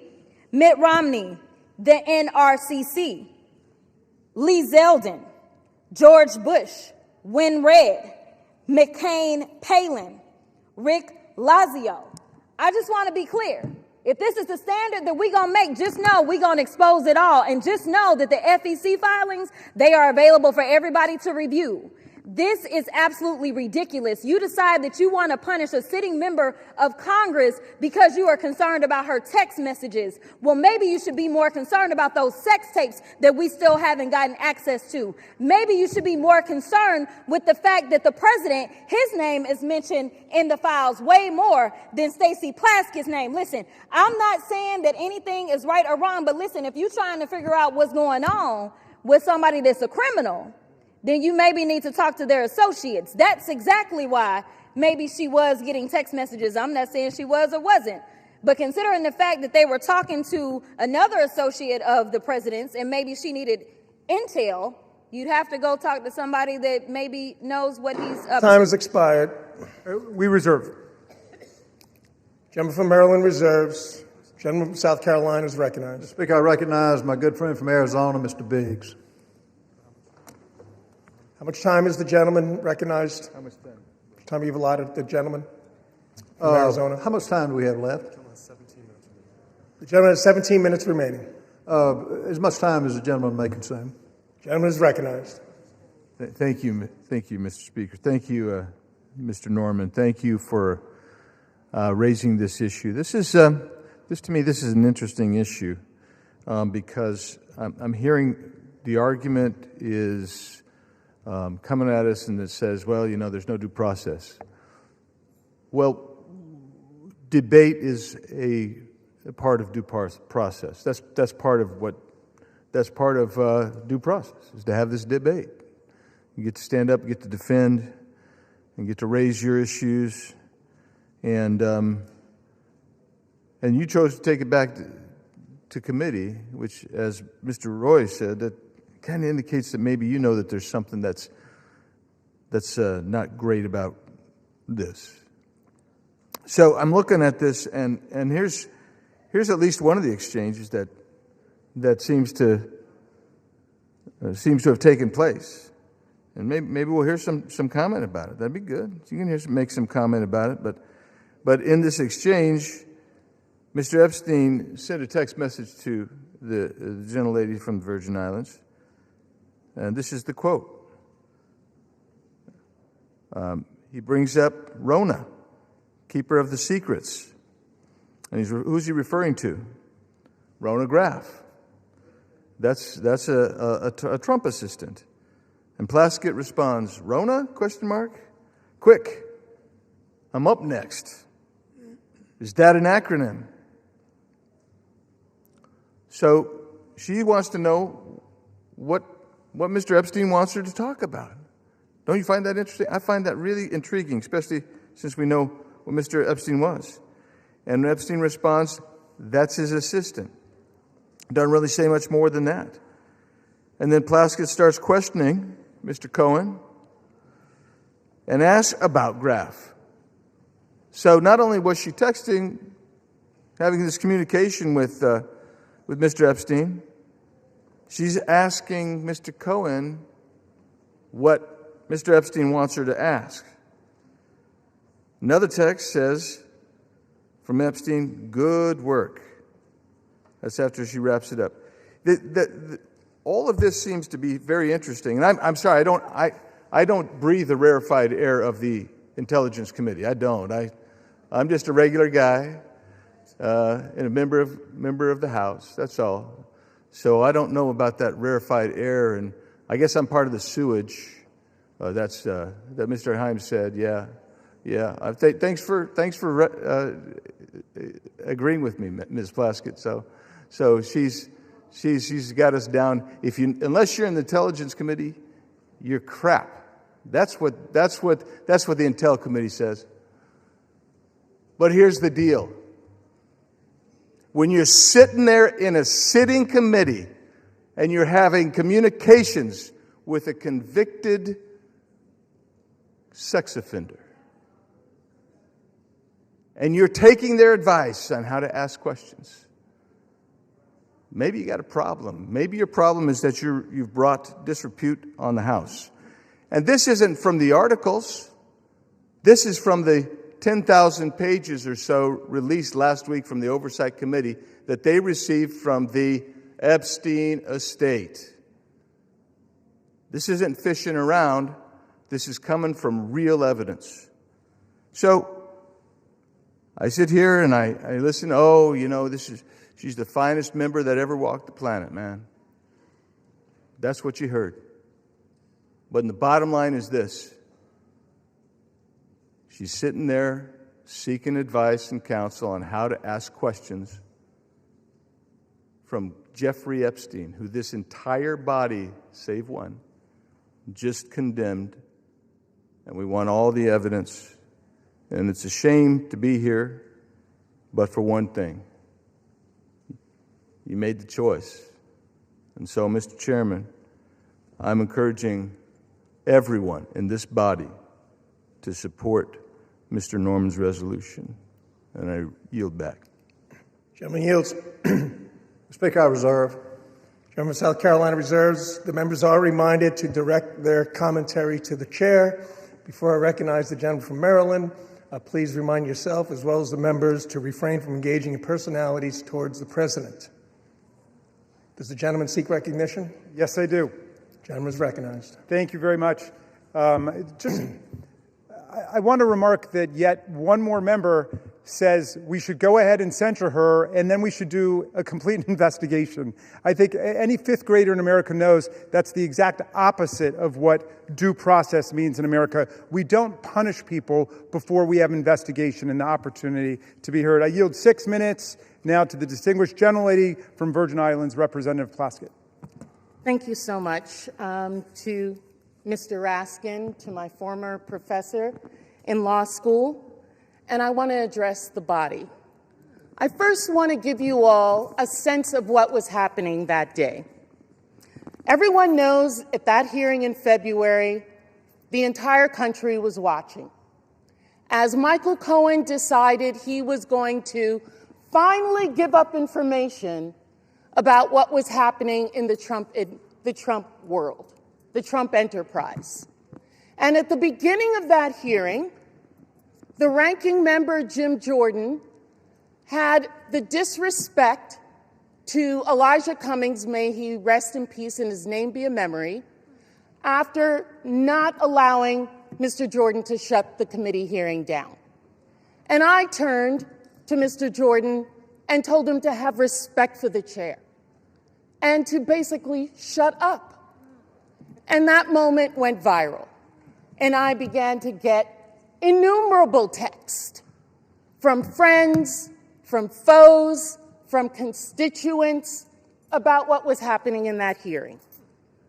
And I got a text from Jeffrey Epstein, who at the time was my constituent, who was not public knowledge at that time that he was under federal investigation, and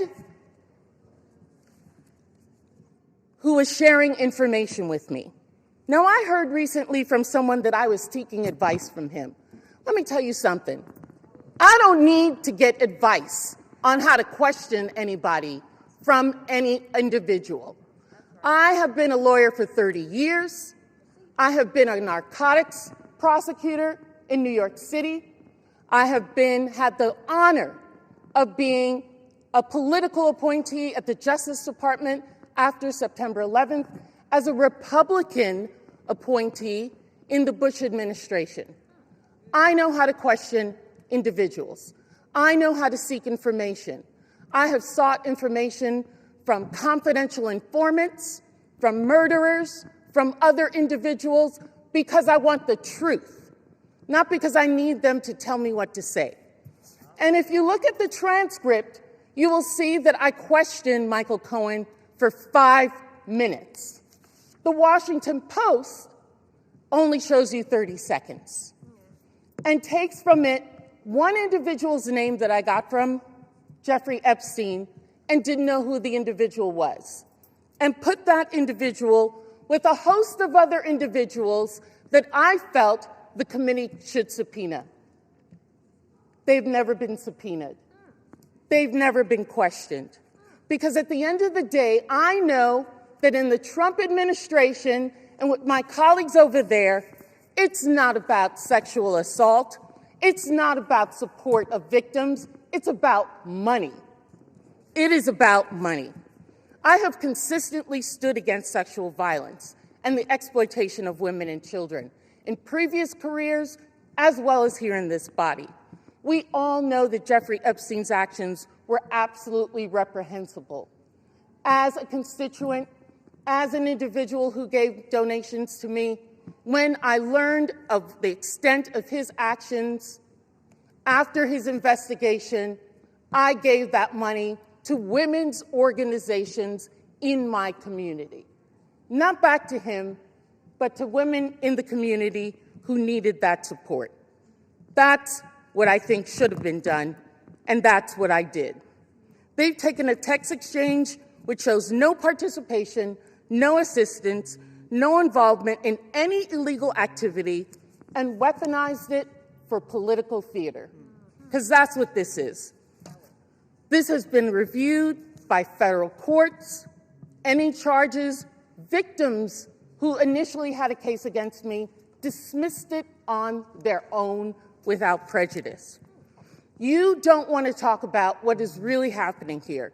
Your attacks on working families, your protection of powerful predators and corporate criminals. You want to talk about texting felons? How often do you text President Donald J. Trump? That's the individual we should be concerned about. And let me tell you this. I am not going to support the wealthy and connected who continue to exploit workers and evade taxes, powerful figures with credible allegations who face no consequences, and corporate interests profiting from human suffering while families struggle. And let me tell the people of the Virgin Islands. Gentleman will state his point of order. The point of order is you may not call the President of the United States a felon. That is a violation. Point of order is under consideration, and we're not going to lose order here either, so please. May I continue? May I continue, Mr. Members Speaker? are, however, reminded to refrain, as mentioned a little while ago, from making personality commentary towards the president. The point of order is not timely, so the gentlelady is recognized. Thank you, Mr. Speaker. What is happening here? I feel sorry for my colleagues. I feel sorry for this body. I see members coming and speaking against me who I've never even had a conversation with. You don't know me. You don't know the work that I've done. You don't know the support that I've given to families, to individuals, to support people. I worked a full-time job with children under the age of 5, going to school, law school at night. Do you think I would risk my law degree for any individual? Never mind a reprehensible individual by Jeffrey Epstein, I would not. But what I'm about is the truth. And let me tell the people of the Virgin Islands, this attempt at intimidation will pass. We in the Virgin Islands do not back down from a fight. That is how we won our freedom, and that is how we will continue to grow our equality. And if you censure me, take away a committee, I will still do the work because I am here to support people and to support this great Constitution, which I have sworn numerous times to uphold. We reserve, and I thank the lady. The gentleman reserves. Gentleman from South Carolina is recognized. Mr. Speaker, before I recognize Mr. Clyde, let me just say, Ms. Plasky, I don't know you. My overall impression of you has been good. But and you give these words about protecting families and children. Where was that demonstrated when you took money from a convicted pedophile that had served time? Where was that? The words are beyond believability. And I think you're a nice person, but you missed the boat when you took money. I've got the mic now. You lost your I don't know the word to describe it, but what you did, you deserve to come off the committees. And let me remind you, we want this to go to the Ethics Commission. And to those listening, the Ethics Commission is 5 Democrats and 5 Republicans. Let them find it. But in the meantime, you do not deserve to serve on a committee with national clearance. And I would like now... Will be reminded again to direct their commentary to the chair. Mr. Speaker, I would like to recognize my good friend from Georgia, Mr. Andrew Clyde. How much time is the gentleman shall I recognize him? How much time is left? You have 11 and a half minutes remaining. 5 minutes. Gentleman's recognized for 5 minutes. I thank the gentleman for yielding. My good friend, Mr. Norman from South Carolina. Mr. Speaker, I rise today in support of this resolution censuring and condemning Delegate Stacey Plaskett of the U.S. Virgin Islands for inappropriate coordination with convicted sex offender Jeffrey Epstein during a congressional hearing and removing Delegate Plaskett from the Permanent Select Committee on Intelligence and referring her to the Ethics Committee for further investigation. After 4 years of silence on this matter, not a peep during the entire Biden administration, let me repeat that, after 4 years of silence on this matter about Jeffrey Epstein, House Democrats are now demanding transparency and accountability surrounding Jeffrey Epstein and his associates. While their fake outrage is clearly just another disgusting attempt to smear President Trump, House Republicans are taking this matter seriously and are working toward delivering the much-needed transparency and accountability that the American people deserve. This resolution is accountability, page 1. During the House Oversight Committee's ongoing investigation into Jeffrey Epstein, emails obtained by a congressional subpoena, that's right, it was the congressional subpoena by the House Oversight Committee, not the discharge petition that just got voted on, but this was the Oversight Committee's congressional subpoena, has brought to light that in 2019, Delegate Stacey Plaskett coordinated her line of questioning with Jeffrey Epstein in real time over text messages during an Oversight Committee hearing featuring testimony from Michael Cohen. Now, who was Michael Cohen? Michael Cohen was the disgraced former attorney of President Donald Trump. She was asking input from Jeffrey Epstein on how to best question Cohen, and Cohen was himself at that time a convicted felon from 2018. So now that Republicans are exposing Democrat ties to Jeffrey Epstein and his vile crimes, the other side of the aisle has flipped. They apparently no longer want transparency or accountability. Why? Because they don't want the truth. They want to weaponize a serious matter into a distraction, all in an attempt to take down President Trump and to hurt his administration and what he's doing to make America great again. The actions taken by Delegate Plaskett reflect poorly on the House, and this body needs to hold her accountable.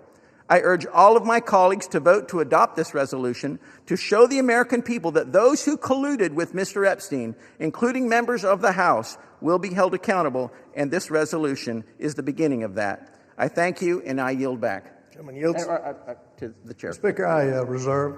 Gentleman from South Carolina reserves. Gentleman from Maryland is recognized. Proud to yield 1 minute to the distinguished Minority Leader, Hakeem Jeffries. The Minority Leader is recognized. Thank you, Mr. Speaker. I thank the distinguished gentleman, my good friend from the great state of Maryland, the ranking Democrat on the Judiciary Committee, for yielding. I rise today in strong opposition.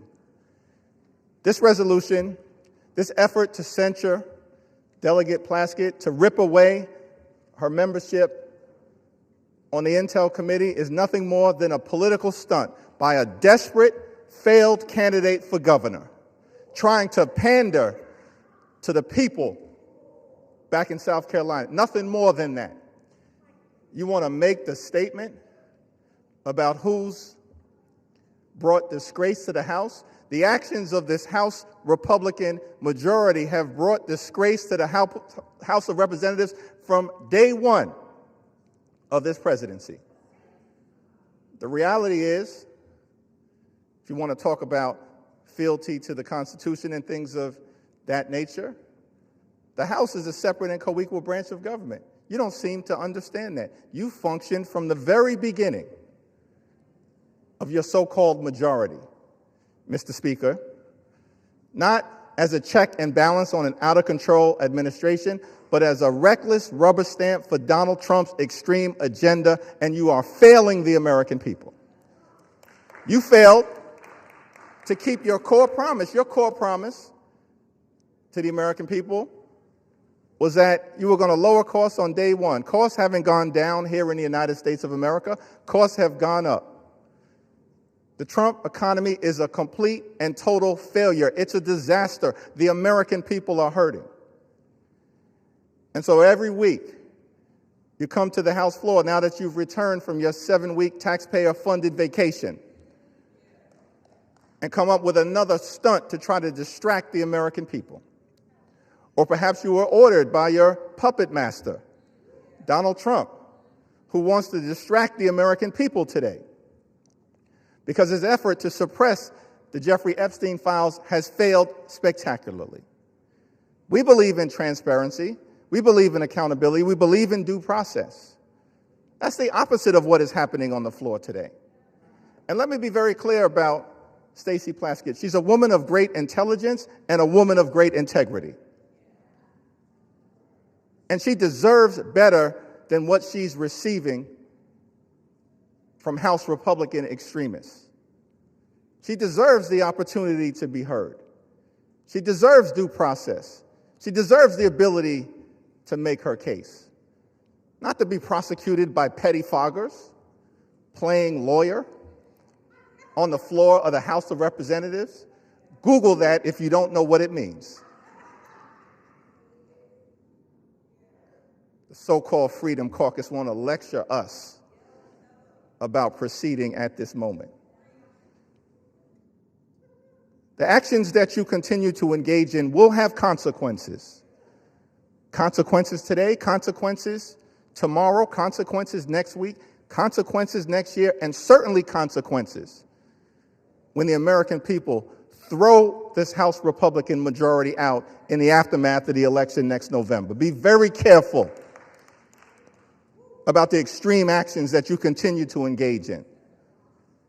Now, it's extraordinary to me, week after week, censure after censure, and I wonder, is it just coincidence that the last 3 censures we've had on the House floor happen to involve, first, you tried to censure LaMonica MacGyver. And then, Mr. Speaker, Republicans tried to censure Ilhan Omar. And now we're on the floor, and you're trying to censure Stacey Plaskett. What is it exactly that those 3 individuals have in common? House Republicans are going to have to answer for the things, the extreme things that you continue to do. And the American people know this is a phony majority. It's a fake majority. It's not a real majority. Republicans aren't doing anything to make life better for the American people. And that's why we're on the floor right now. There's nothing that House Republicans can do to disgrace Stacey Plaskett because House Republicans continue to disgrace themselves. And so whatever happens later on this evening, the American people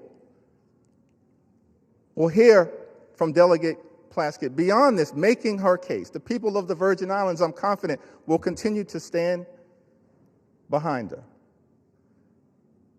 And we will never be lectured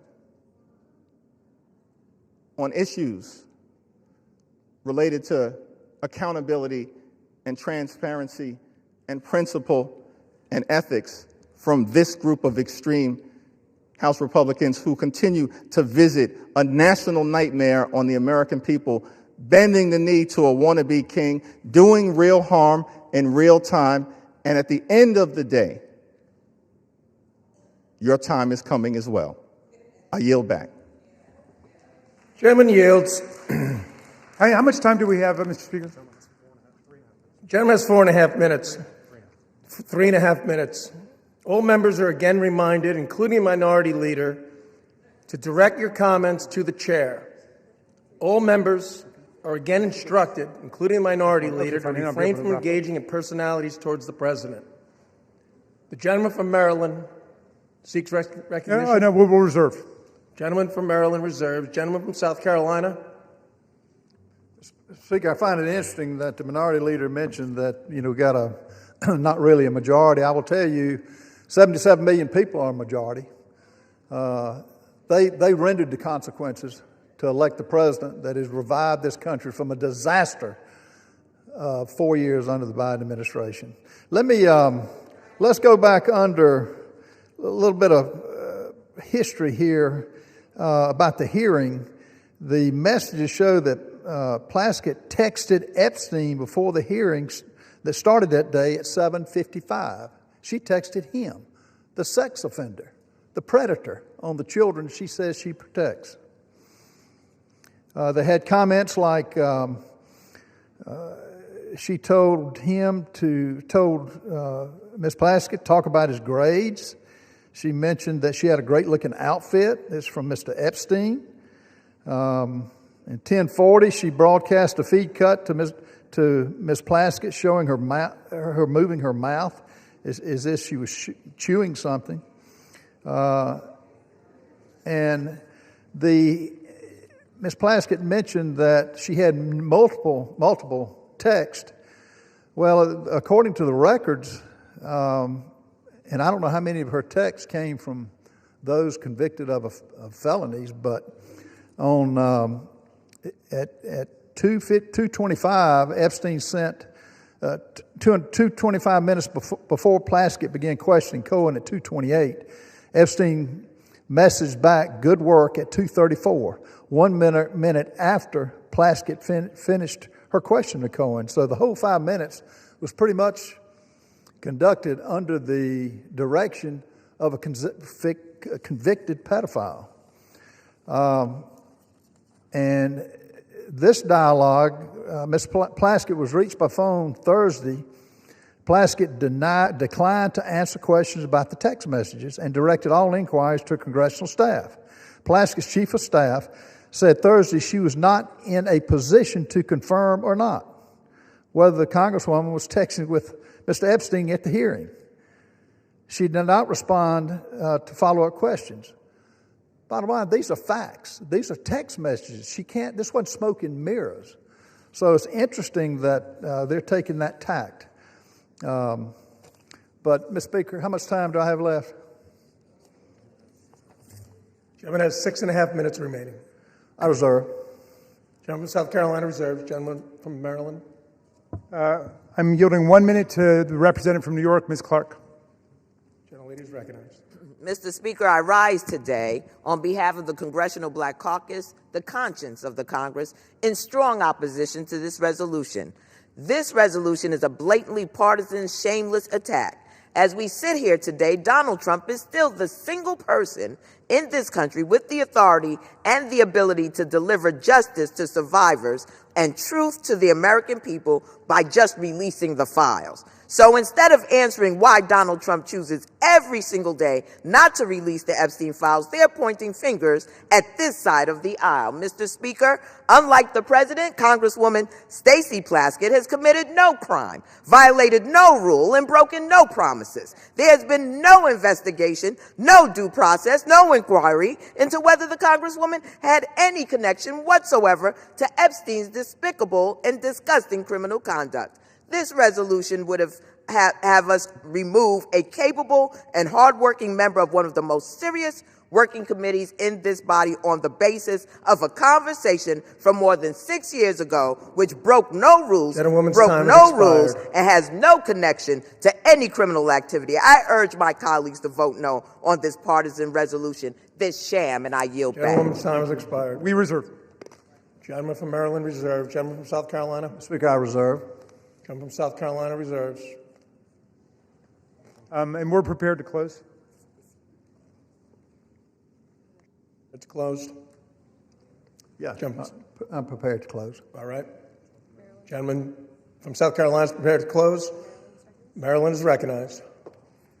Mr. Speaker, thank you very much. I want to start by addressing the young people who appear to be in the audience this evening, because I'm afraid some of my arguments are lost on some of our colleagues across the aisle suffering from Trump derangement syndrome. It seems to have completely warped their minds today, and they're not thinking clearly about the Constitution or about the rule of law. But the young people here will recognize, if they read this resolution, immediately what's wrong with it, because it's replete with phrases like this, that this one incident that they're referring to raises serious questions about the judgment and the integrity and the fitness to serve. Well, I think that's absurd, but in any event, if you think it raises serious questions, presumably you would want the answers to those questions. But you don't get answers by rushing to judgment and turning the whole process upside down.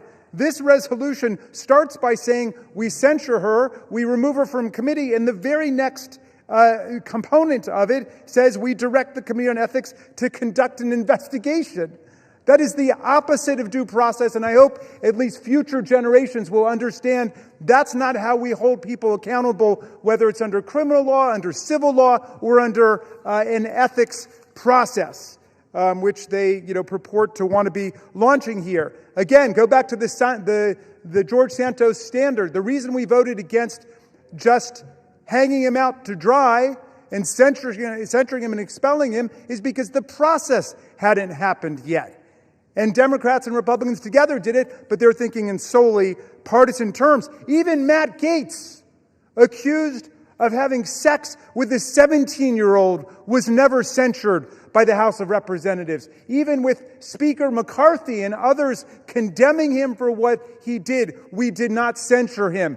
Think about what you're doing to the precedents of this body by trying to attack Ms. Plaskett. And let me just close with a personal thought. I wasn't going to bring it up because I didn't want to embarrass her, but she was one of the 3 finest students I ever had in constitutional law. She was a straight A student in the early 1990s. She's a straight A student in the 21st century. I'm proud not only that she was my student, but that she's my friend and that she's my colleague, and you don't disgrace us in any way. You go to work every day for the people of Virgin Islands, and we're proud of you. With that, I'll yield back.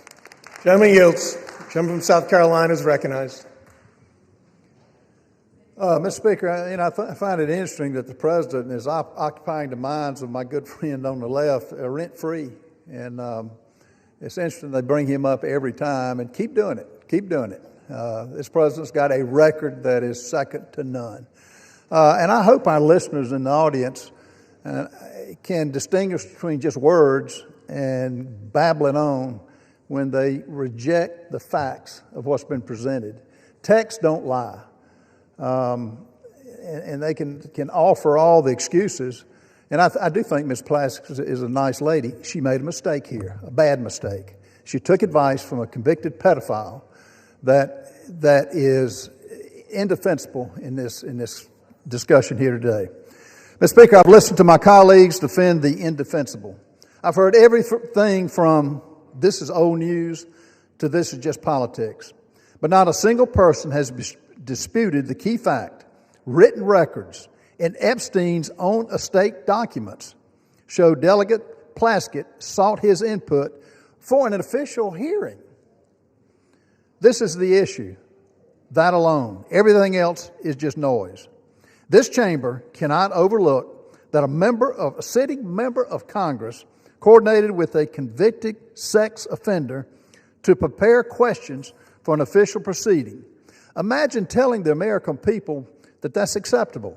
Imagine explaining to parents all across this country that Congress sees no problem with relying on the counsel of a predator of our innocent children. Some of my colleagues want to blur the edges, soften the facts, or bury this under procedural fog, noise as I call it. But sunlight is the best disinfectant, and accountability is not optional. This resolution is not excessive at all. It is appropriate. It is measured. It is necessary at this time. The question before us is very simple. Do we uphold a minimal standard for ethical conduct, or do we just shrug and say, well, maybe next time? Mr. Speaker, the public deserves better. The House deserves better. The American people deserve better. I urge adoption of this resolution, and I yield the balance of my time. Gentleman yields. Without objection, the previous question is ordered on the resolution. The question is on the adoption of the resolution. Those in favor say aye. Those opposed say no. In the opinion of the chair, the ayes have it. Yeah. Welcome to procedural democracy. For what purpose does the gentleman seek recognition? I request a recorded vote, and I challenge the Speaker's interpretation of the voice vote. Does the gentleman ask for the yeas and nays? I ask for the ayes and the nays. The yeas and nays are requested. Those favoring a vote by the yeas and nays will rise. A sufficient number having risen, the yeas and nays are ordered. Pursuant to Clause 8 of Rule 20, further proceedings on this question will be postponed.